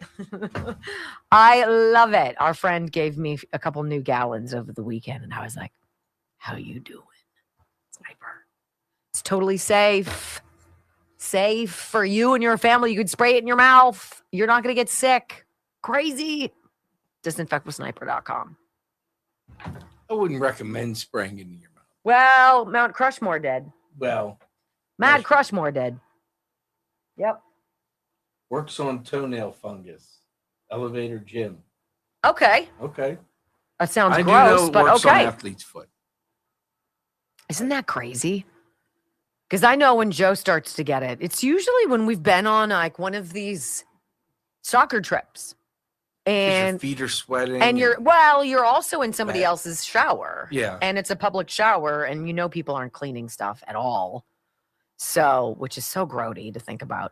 I want to tell you quickly about the Simkovich Concussion Institute. The Simkovich Concussion Institute is probably my closest I get to magic. Like what Dr. Simkovich can do for somebody who has really taken a bad beating to the head, whether it's from falling or from a fight or from war or an accident or what have you. But it's beyond helping people with traumatic brain injury. There are people who go in and they're like, I have no idea. But about 4 years ago, I started suffering from these terrible headaches and I can't live my life anymore. And Stacy, Doc's wife, is like, come on in. Let's get you in to see him. And what they do is they say, block out 4 or 5 days and just knock them out of your schedule. Come to Pittsburgh, hunker down here, go see Doc 3 or 4 days in a row, and then go home and be healed. Like, I don't get people who write me. They're like, yeah, I tried Dr. Simkovich, but it really didn't work. People are like, oh my gosh, he saved my life. And I'm like, I think we'll probably stick with him then. He's wonderful. And what they do is don't suffer because it's so lonely. It is so lonely. And you don't have to do it alone. You just don't. 412-366-3700. 412-3. Well, I don't know why that almost made me cry. 412-366-3700. I need emotional stability. SimkovichConcussionInstitute.com. Go to their website. Changes your life. Now, I'm not a big InfoWars person. I think Alex Jones has some good information. I think some of it is not good information. Probably more often than not, it's probably reasonable information. I just don't watch that many people, right? But I see him and I'm jealous every time. It's like 5 million people. He's on right now, 92,000 people watching. Bitch. Like, I love that, but I don't know. He's got to do what he's got to do. That's fine. But he posted something yesterday that I think is super fascinating. And it's literally this one after another of Trump's posts about election fraud. They're not going to be able to unwind what has already been done, that's been done so poorly to our country, but we can prevent it from happening again. Well, and it's got to start now. So Wayne, our boy Wayne, said in the chat that we need to see some arrests. And like I said, I'm okay right now with exposing all the fraud, especially in the elections, because the arrests take time. Elections will right away. What's that? I said you do look good in blue. I know. I can't help it. How you doing? Anyway, as you were saying, spray disinfectant with sniper in your mouth. As you were saying again, I'm sorry. No, I mean I agree that we need arrests, but like the fastest way to get them out is to pass the SAVE Act, nuke the filibuster, get these POSs out of office, and that includes Mitch McConnell and Rand Paul and Thomas Massie. 100%. You ding, time to go. And I think this is the thing. What are they qualified to do? Right after that, like seriously, in television, for instance, in 2000, whatever it was, when I got fired the first time, like, what are you qualified to do? I'm a television news anchor. Well, I'm a reporter. I can write anything. So usually that means PR. There's no money in PR. That's where you don't go from making great money as a TV news anchor to making $60,000 in PR. Here we go. You just don't. Well, you do if you get fired. 4, 3, 2, 1. Wendy Bell, America's anchor mom, fighting for America 1 hour at a time. Welcome to the family. We're going to win so much. We're going to win at every level. We're going to win economically. We're going to win with the economy. We're going to win with military. We're going to win with health care and for our veterans. We're going to win with every single facet. We're going to win so much, you may even get tired of winning. And you'll say, please, please, it's too much winning. We can't take it anymore. Mr. President, it's too much. And I'll say, no, it isn't. We have to keep winning. We have to win more.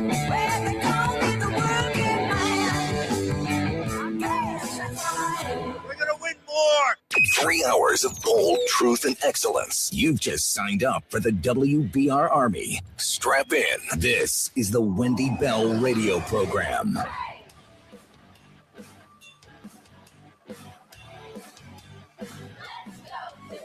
Welcome back. Hour number 3 of the Wendy Bell radio program is live. Hey, if you can help us and download our podcast onto your phone, onto your computer, Wendy Bell Radio, just search it wherever you get your favorite podcasts. We're almost 7 million people strong there. That's so huge. And I'm just super delighted. So thank you for trusting us, right? So one of the things I enjoy about this president, and he's rough around the edges and he weaves a lot and he goes off topic and he likes to pat himself on the back because God forbid anybody should. Think about being Donald Trump. Think about knowing that 2020 was yours, knowing that it was stolen from you, knowing that if Venezuela and Serbia and China and other countries had a role in it, and then watching as the Americans who voted for you, who love you, who wanted you back, who went to the Capitol that day to demand from their elected representatives, you cannot certify this. We've seen way too much that proves us rightly curious about fraud.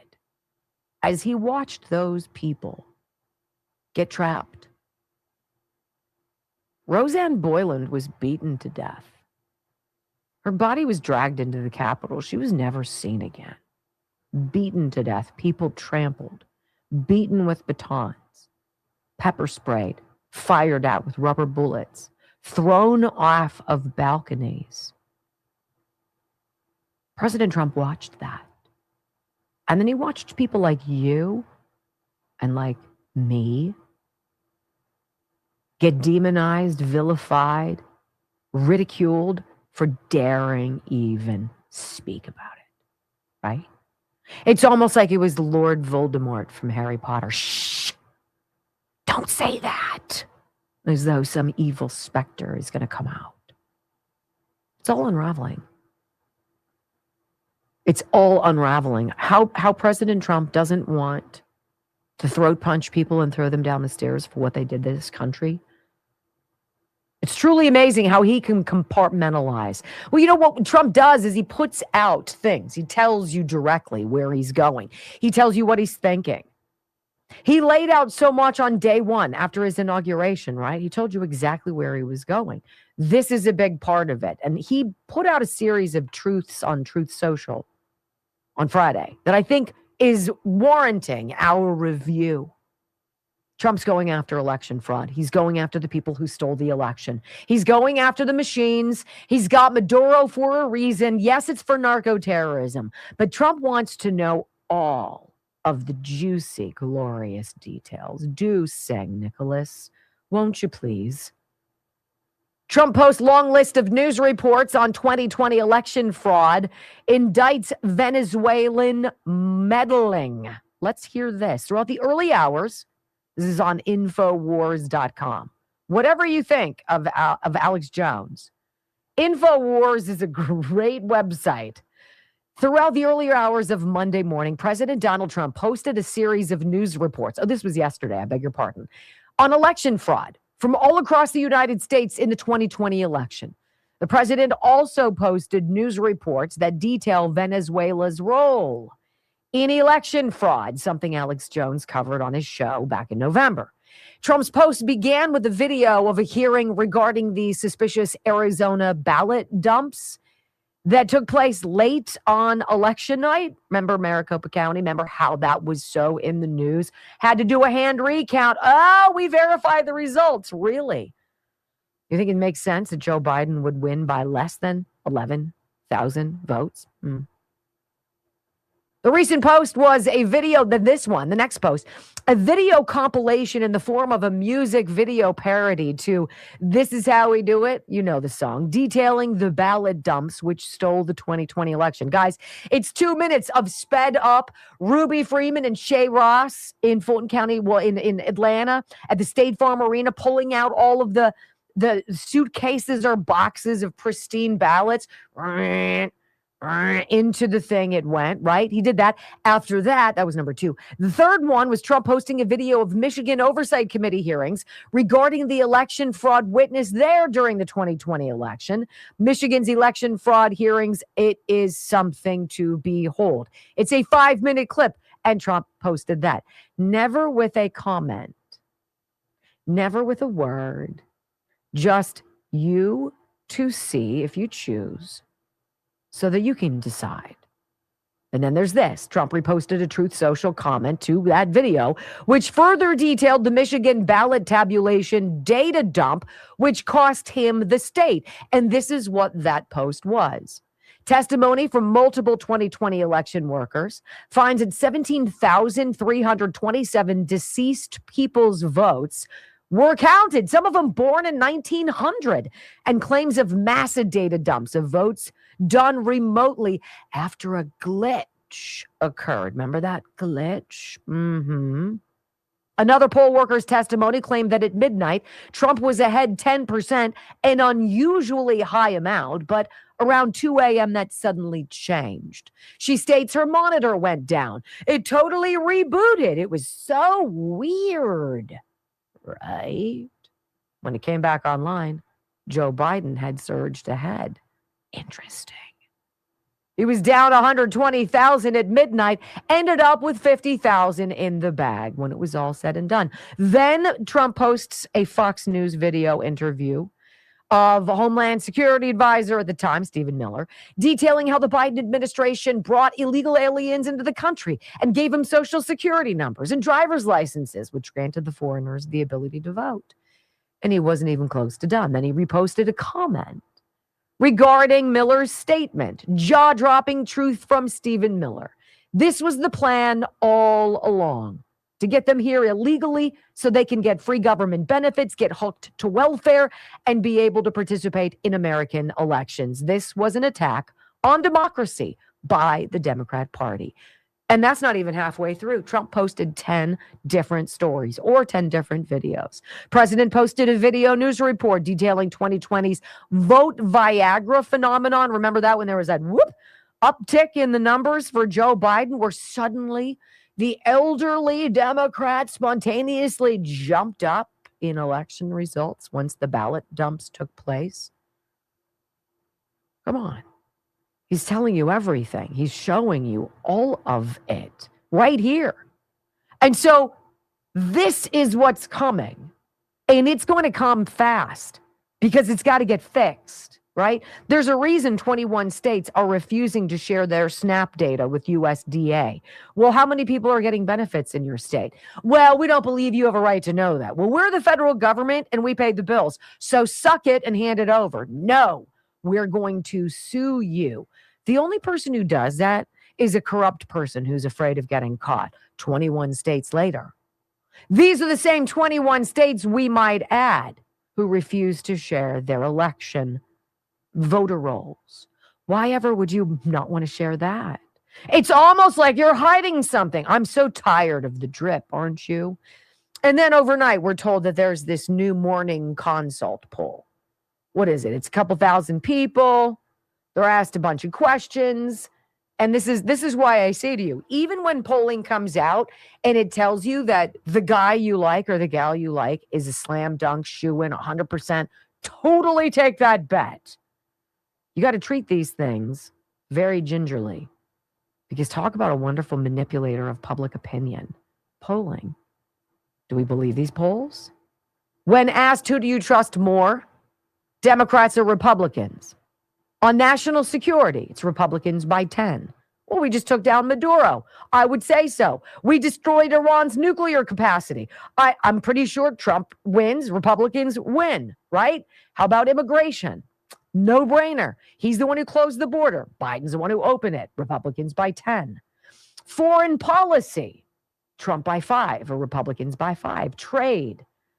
Democrats have never been a part of trade. They've allowed us to get ripped off every single which way possible. The boning of the American entrepreneur in the hands of the Democrat Party. Well, on trade, Republicans are trusted by 4. How about national debt? Republicans by 2. The economy. Who do you trust more with the economy? Do you trust 9% inflation and gas prices in 2022, 2023 that were over $5 a gallon for the first time in American history? Or do you like what's going on now? Oh, well, I don't know. Trump and Republicans just by 1. Now, this is the part that's the head scratcher. Asked, who do you trust more on energy? Why would you trust Democrats by 3? Really? The people who give you freaking, what, windmills at sea that kill all the mammals, all the whales and the dolphins? People who want you to put in all those stupid panels, right? Those solar panels that suck if there's bad weather because nothing moves the needle. Oh, yeah. They trust them by what? +3. How about Medicare, Social Security? Democrats are trusted by 13 points more than Republicans. What? You're the people who gave all of our money to all of these illegals who ought not be here. How about health care? You guys gave us Obamacare, which patently sucks. Oh, yeah, Democrats are trusted by 14. Abortion. Yeah, you guys got us. You can win that one. And LGBT rights, Democrats by 26. Now, really? You guys believe that? I don't. I simply do not. When we come back on the Wendy Bell radio program, the older millennial answers a woman's question, a leftist. Is there anything that Donald Trump could do that would turn you off to him and have you not support him? Well, yes, in fact. And we got it for you next on the Wendy Bell Radio Network. Please. National security. Only by a sniff. They trust Donald Trump more than Republicans.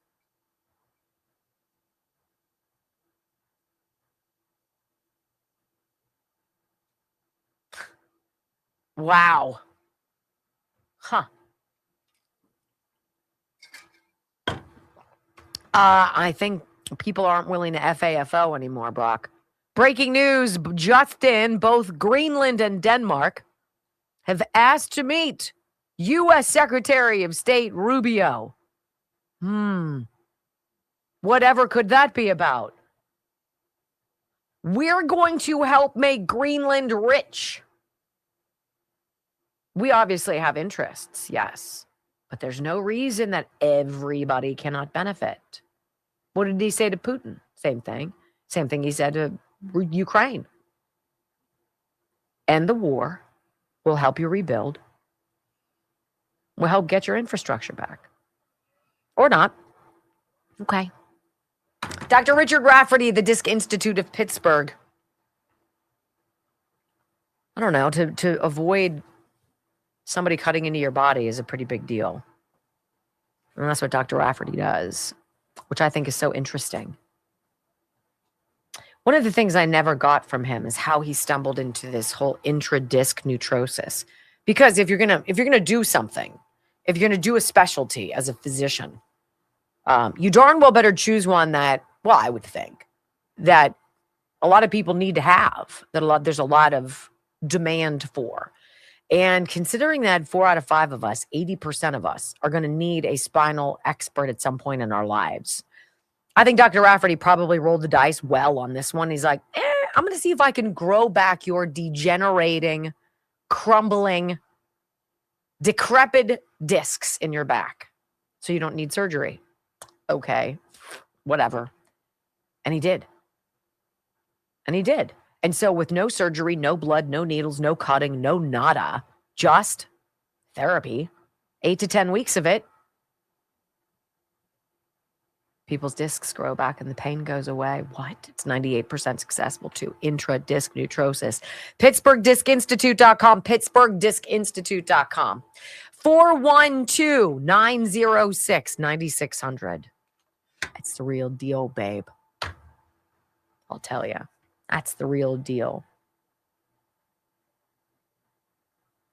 Let's see where you guys are at, as Brock would say. 3.16. Okay. 6,400 watching. Yeah, we definitely had a weird drop. Drop in numbers, but not in enthusiasm. I love you guys. Thank you. Hey, you don't take over the world in 3 days. So, or 2. But we will. I will. Let's see what you guys are talking about.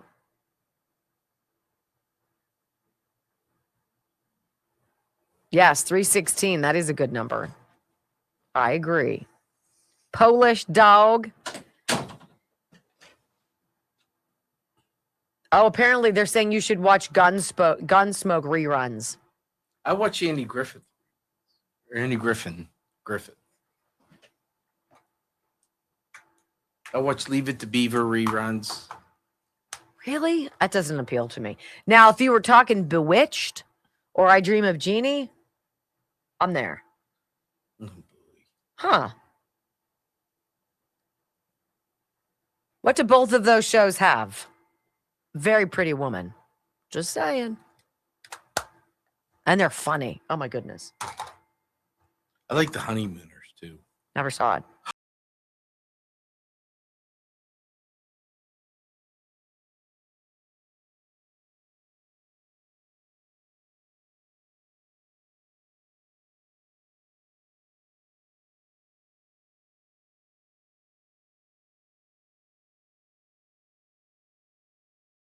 Programs. Let's get to this morning consult Trump approval poll. Let's see what people are saying about this president who's completely blowing up how things were and creating a how things are going to be from now on. You have a choice. You can get with the program and you can be with the greatest place on planet Earth and the golden age that Trump promises is coming, or you can continue doing what you're doing. Your choice. How about national security? 49% of people approve of the way Trump is handling his job. 49 to 41. Immigration, 48% approve, 44% disapprove. I don't know how you can disapprove, but okay. Foreign policy, 45% approve, 44% disapprove. It's ridiculous. Energy, 45% approve, 44%. Damn it, I hate those low gas prices. Knock it off. I want to pay more. Said nobody. Taxes.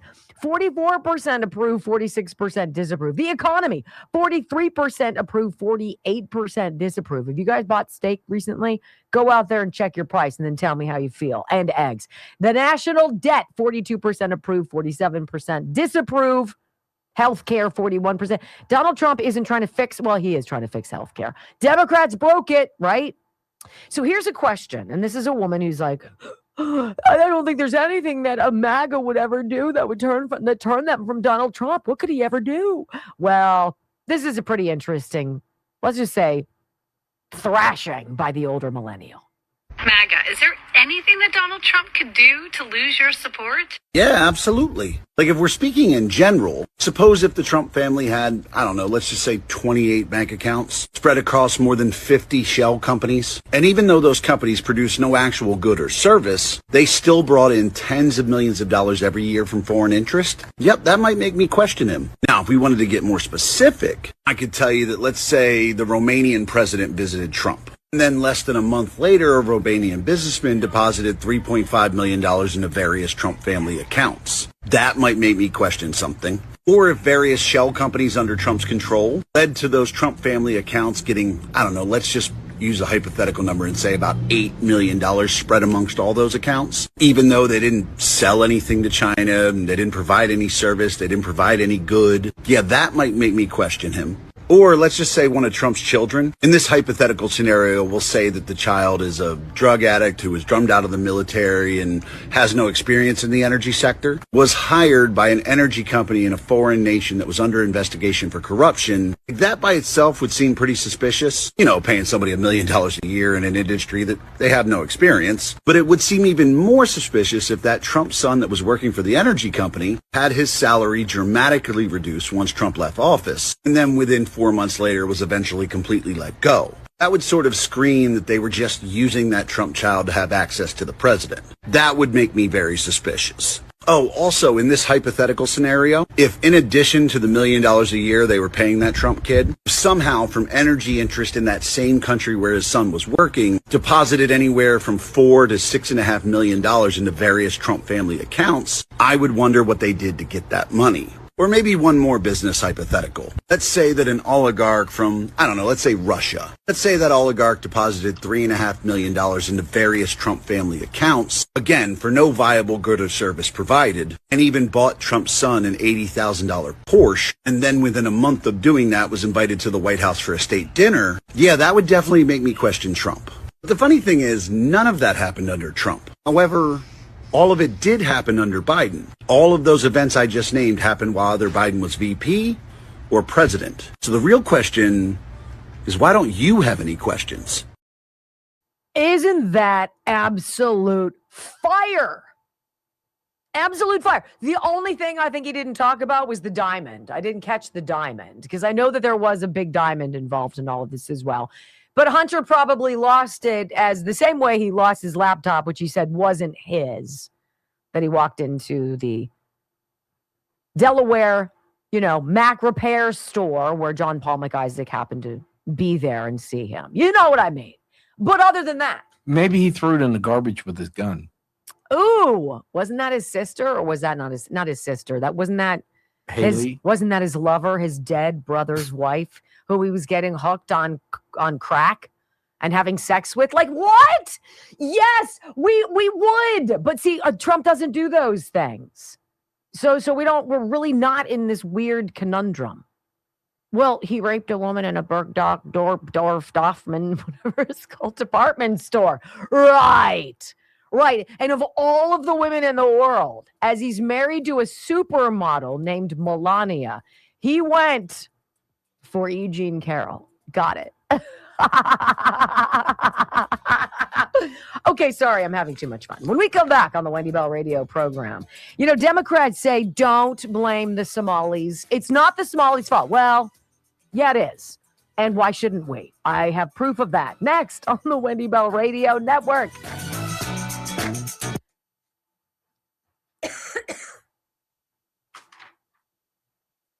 I love that. I'm so glad you sent me that. I love me the older millennial. Why were they after him again?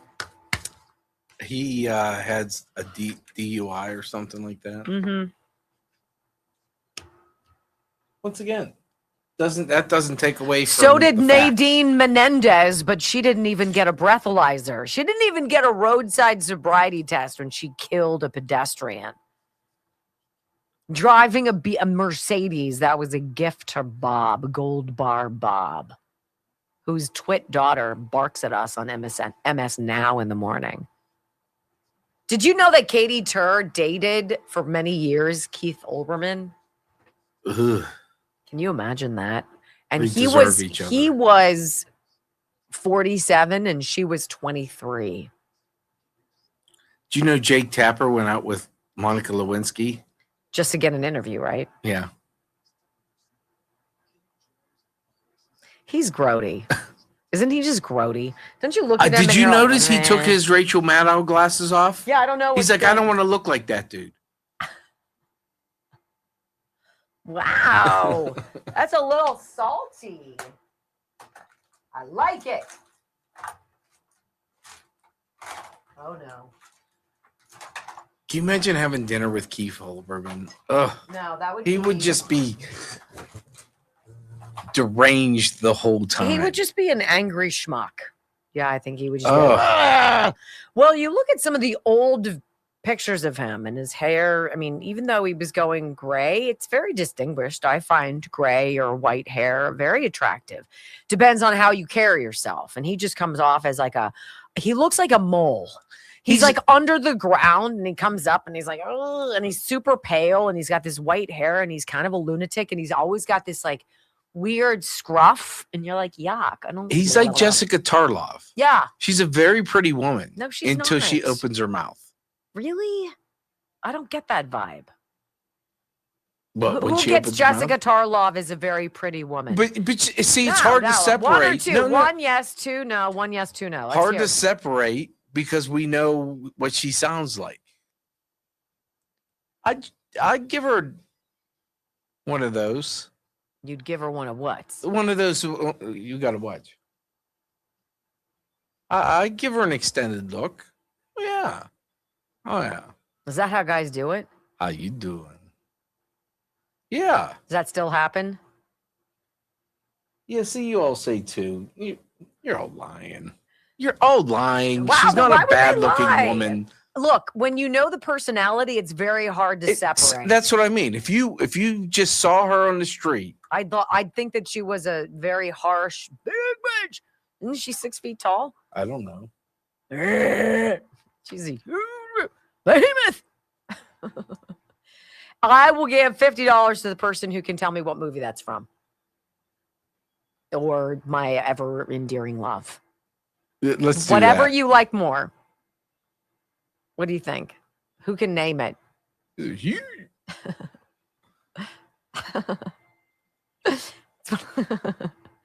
Let's see if anybody got it. Because nobody will have seen this movie. Let's see. From the neck down, she's pretty. Animal House? Nope. Amazon Woman? Nope. Deuce Bigelow. Where's what? Huh? Someone said Double Trouble.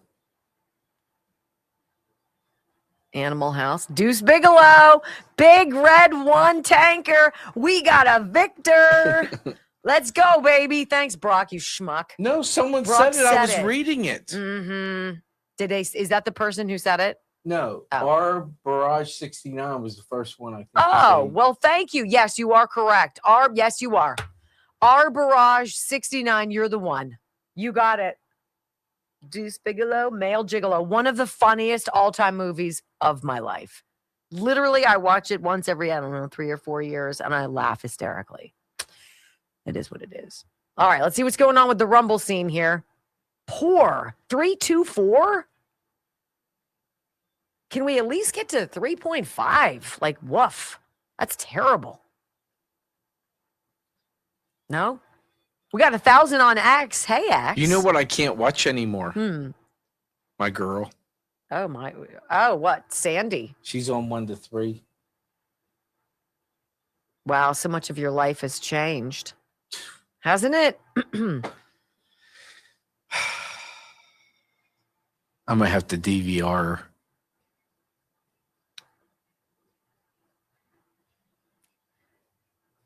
Oh, Sandy. Only I get away with calling her that. Darius, don't hate. Sandy has thin lips. Don't hate. Yeah, but she's very got unbecoming. really pretty eyes. Yes. Really pretty eyes. That's what I'm looking at. Well, I Pretty agree with eyes. Darius because I wouldn't want to kiss pencil lips. Have you ever kissed somebody who doesn't have good lips? It's like, ooh. And especially if they're aggressive, you're like, ow. Ouch. I don't know. Maybe you don't get kissed a lot. It's just, wow.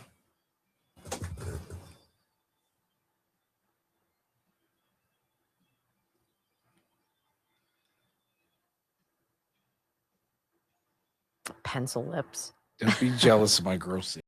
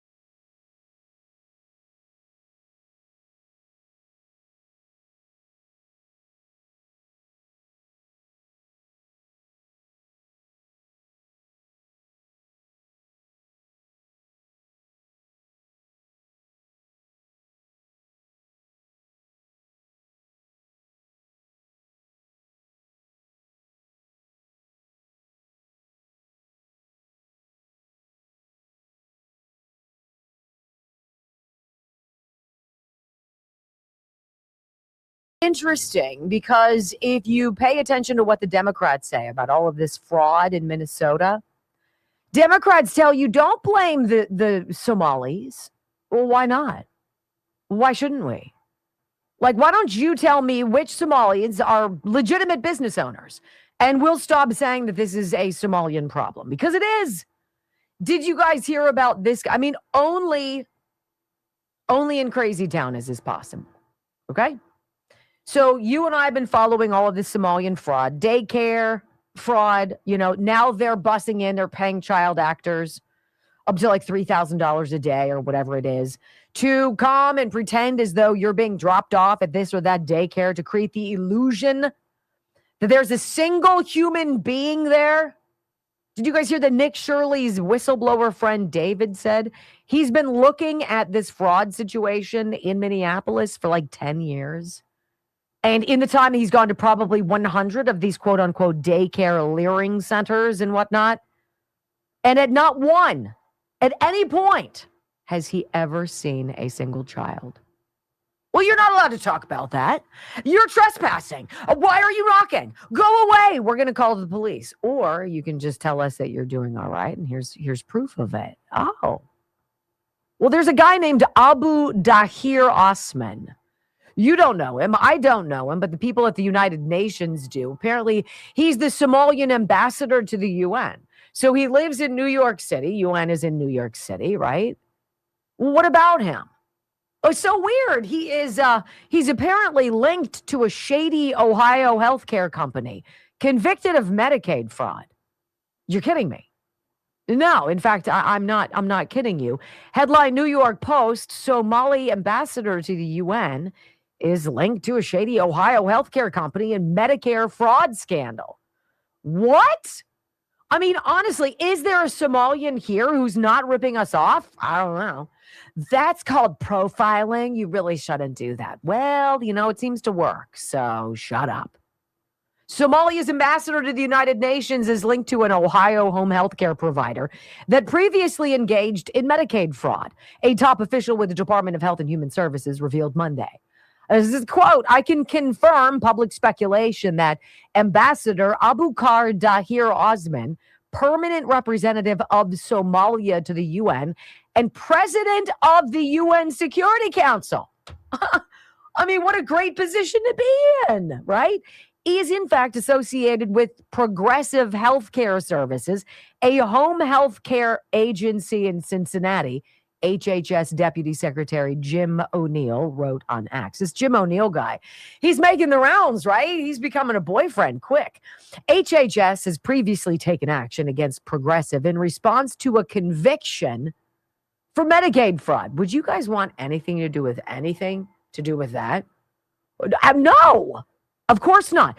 O'Neill and HHS did not immediately provide details about the alleged Medicaid fraud or what the actions taken against Progressive Healthcare Services were, but Osmond's ties to it are kind of curious. They went viral on social media last week amid the intense scrutiny of Minnesota's Somali population. This is in response to, the fraud scandals involving bogus entities being set up by the state to rake in taxpayer funds meant for the homeless, the hungry, and people in need of daycare for their children. The UN ambassador is listed as having served as managing director of Progressive Healthcare Services from 2014 to May 2019, overlapping with his tenure as Somalia's permanent representative in New York. This is according to a screenshot of his LinkedIn profile. And this account further claims that Osmond's healthcare business occupied the same suite as another company and that there were multiple others at the same address, all with Somali names. It's so weird. And public records list Osmond again, Somalia's ambassador to the UN, right? List him as president and CEO of Progressive Healthcare Services. I don't know. Should we just take every Somalian and just be like, you're not allowed here anymore? Well, what do you do? Honestly, my question at the beginning, please tell me which Somalians are legitimate business owners, and we'll stop saying that this is a Somalian problem, because it is. Is it only theirs? No. But what a great group of people to be the faces of the fraud, right? Well, these are very dark-skinned people from a third world country. Don't you dare say something about them. You're a racist. People were afraid of that. Oh, grow up, Tim Walz. You're such a willow. Well, how about this? Now that guy has failed upwards to be the president of the UN Security Council, which, by the way, has certain implications too, if I'm not mistaken. Let me quickly read this to you and we can decide together. It's not a rumor anymore. It's confirmed. The Department of Health and Human Services has verified reporting that Abukar Dahir Osman, Somalia's ambassador to the UN, was involved in a healthcare company convicted of Medicaid fraud. His company's NPI, his kind of tax identifier, appears on the HHS Office of Inspector General exclusion list under a code, blah, blah, blah, meaning conviction of program-related crimes with a mandatory minimum 5-year exclusion for Medicare and Medicaid.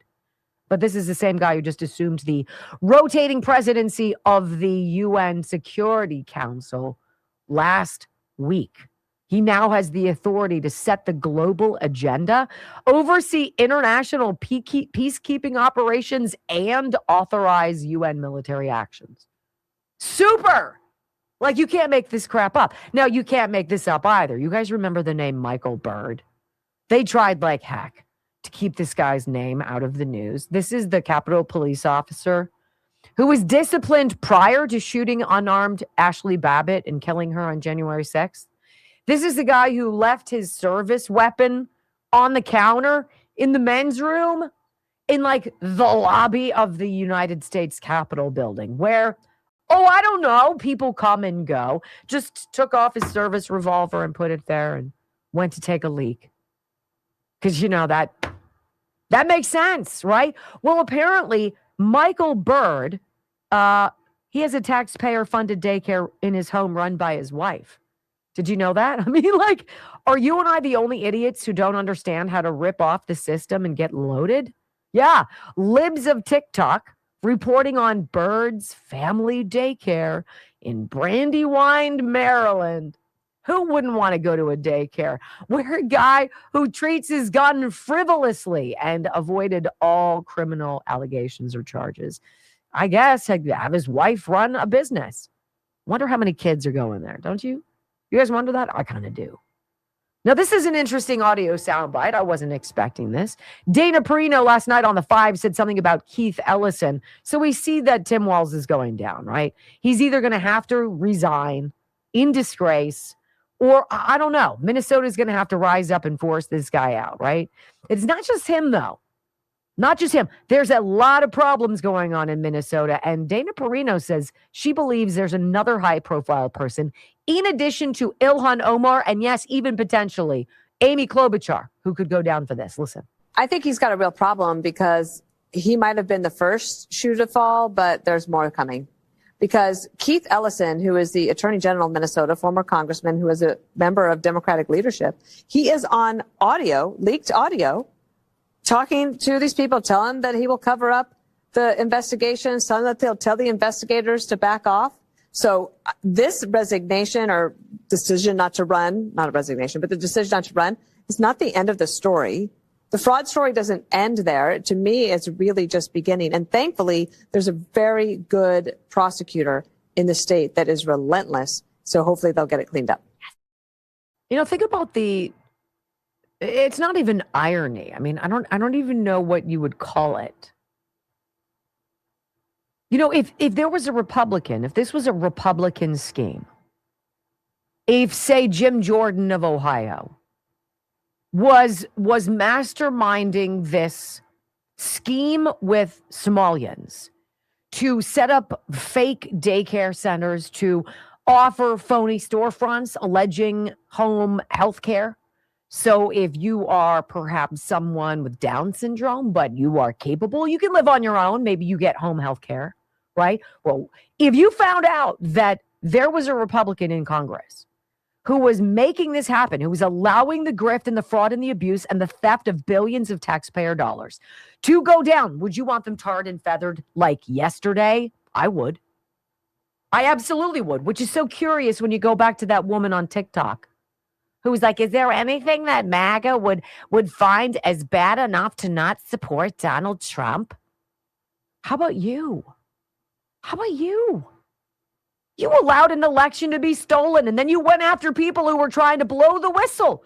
They were desperate to tell you, our system's been infiltrated. This isn't the United States anymore. We have been invaded. Then they installed a bogus president who they allowed be in a hyperbaric chamber for 40% of his freaking presidency, through which they ran his auto pin signature to effectuate what? How many different pieces of legislation? How many different pardons? How many different executive actions, including the opening of the border?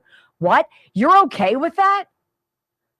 Hey, Democrats, you're okay with the Democrats opening up the border and flooding our country with known terrorists, with known gang members, with the darkest of evil out? You're okay? And they located some of our daughters, ladies and gentlemen.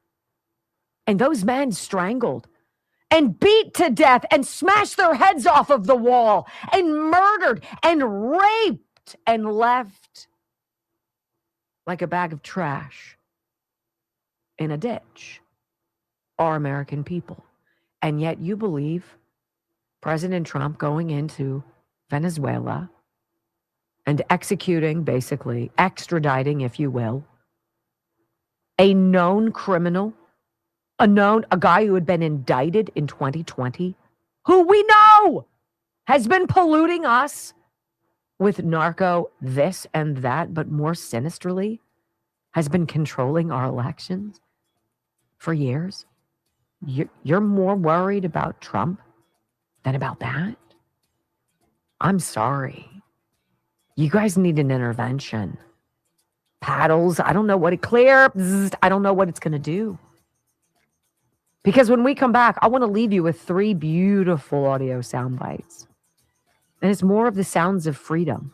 More of people who know, pushing back against the toxic white liberals who don't. Next on the Wendy Bell Radio Network.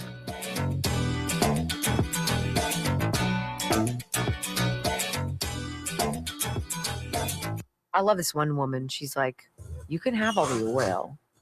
You can take it all. Take all the oil. We haven't gotten rich off of the oil.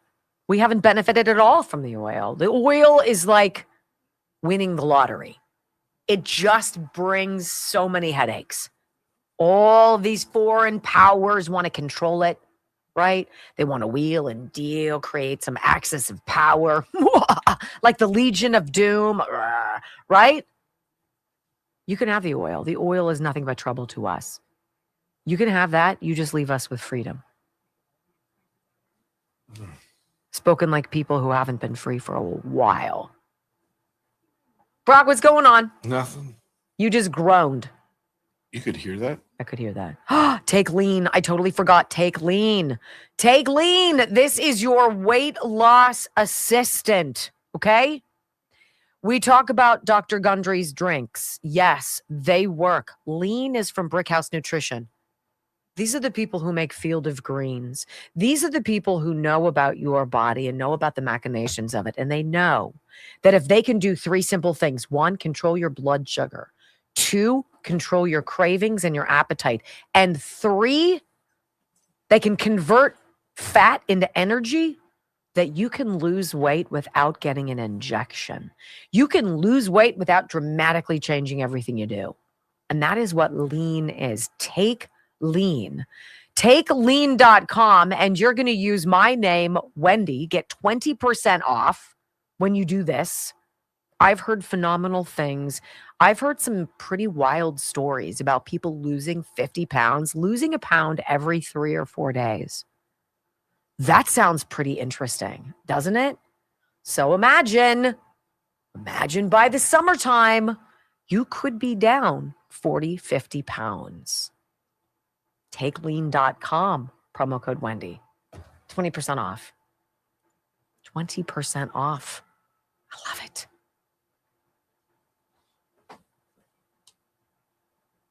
I knew I was forgetting something. Dang it. Is it raining? It's just poopy out. Is it? It's all gray. See, you know what? That one woman who said that the Democrats have lost the Hispanic vote. Yeah. Did you notice the clear blue sky behind her? She's No. got to be in California or Arizona. That's what I miss. I miss blue sky. In Pennsylvania, especially here, we're in this like vortex of suck. Yeah. The sky is just fuzzy and gray and like bleh. It's just. It's great snugglebug weather. I was just going to say, it makes you want to go home. Great snugglebug Lay weather. on the couch, drink a beer, and just. I don't lie on the couch. I don't know. It must be a you thing. Okay, sit in a chair. With my feet in a massager. Yes. I might do that. I might go home and make a pot of tea. A pot of tea. I've got one of those cool things where you squish it down and then you pull it up. The old school ones, remember? Where they could do that with coffee too. You push it down and then you... No? French press. Yes, that's what it's called. Yes. I bought I one don't for have Jack one. so I could have it. I don't have one. Why would you have one? You don't drink tea. Yes, I do. Do you? When I'm sick. Oh, geez. I like tea. I like iced tea.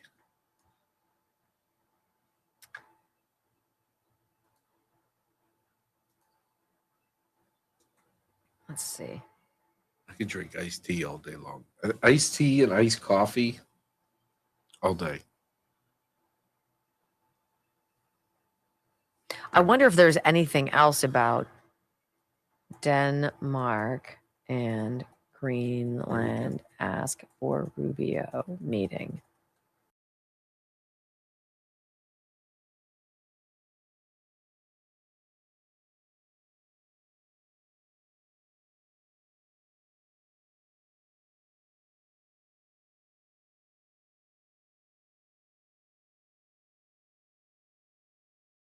To the Wendy Bell radio program. That's just in. So Brock sent me this within the last few minutes. Just in, both Greenland and Denmark have asked to meet U.S. Secretary of State Marco Rubio. I put this into my handy dandy AI search engine. And this is what it says. Denmark and Greenland have asked for an urgent meeting with U.S. Secretary of State Marco Rubio to address Donald Trump's renewed claims and threats. About taking control of Greenland. They want to clarify that Greenland is not for sale and that any decisions about its status belong only to the peoples of Greenland and Denmark, and to press Washington to handle the issue through normal diplomatic channels rather than pressure or force. Man, does he make people. He makes people squirm. Squirm.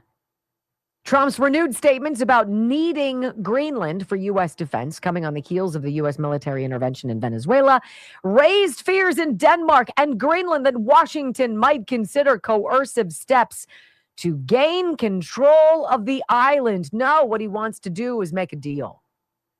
Donald Trump wants to make a deal. And the people of Greenland are the ones who must decide what deal they want to make. Not some head of state and not some country that's nowhere nearby. No, Trump is going to say, I'll make you an offer you probably won't refuse.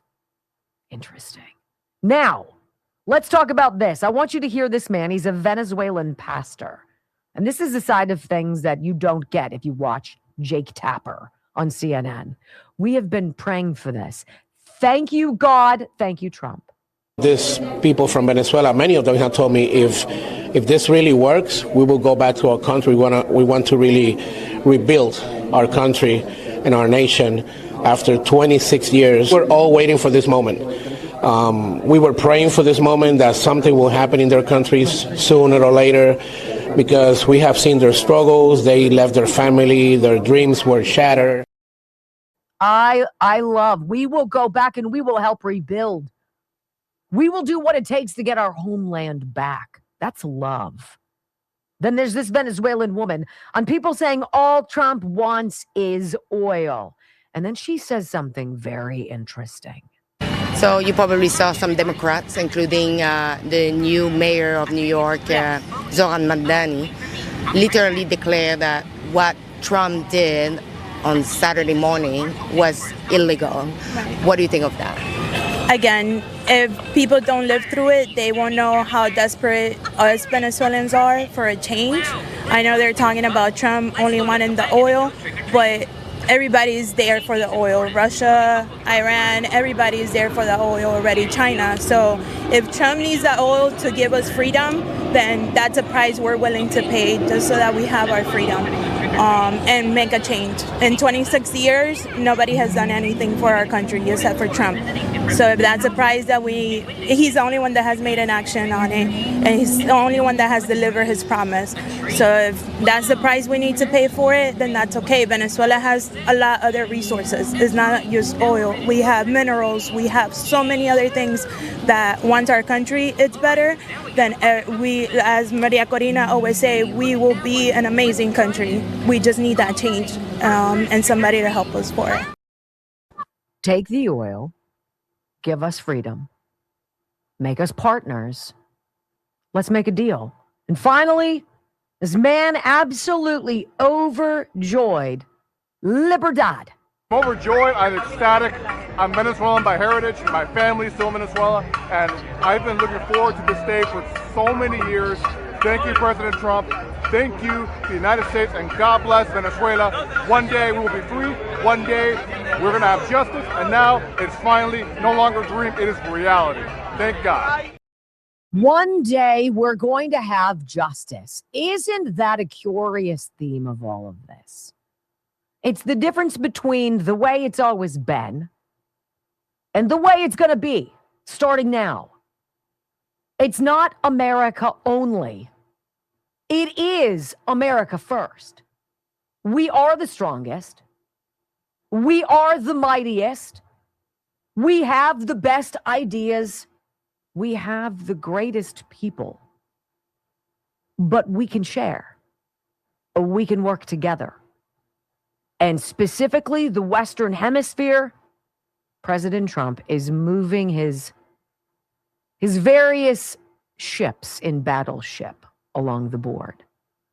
He's playing strategically. Democrats are reacting. There are no ideas. There are no plans. Just reaction. Huh. Fascinating. Love that you are here. Thank you, thank you, thank you. Come back tomorrow, 21 hours from now. How about we do it again? And we'll do it on Hump Day. See you then. Love you guys. Peace.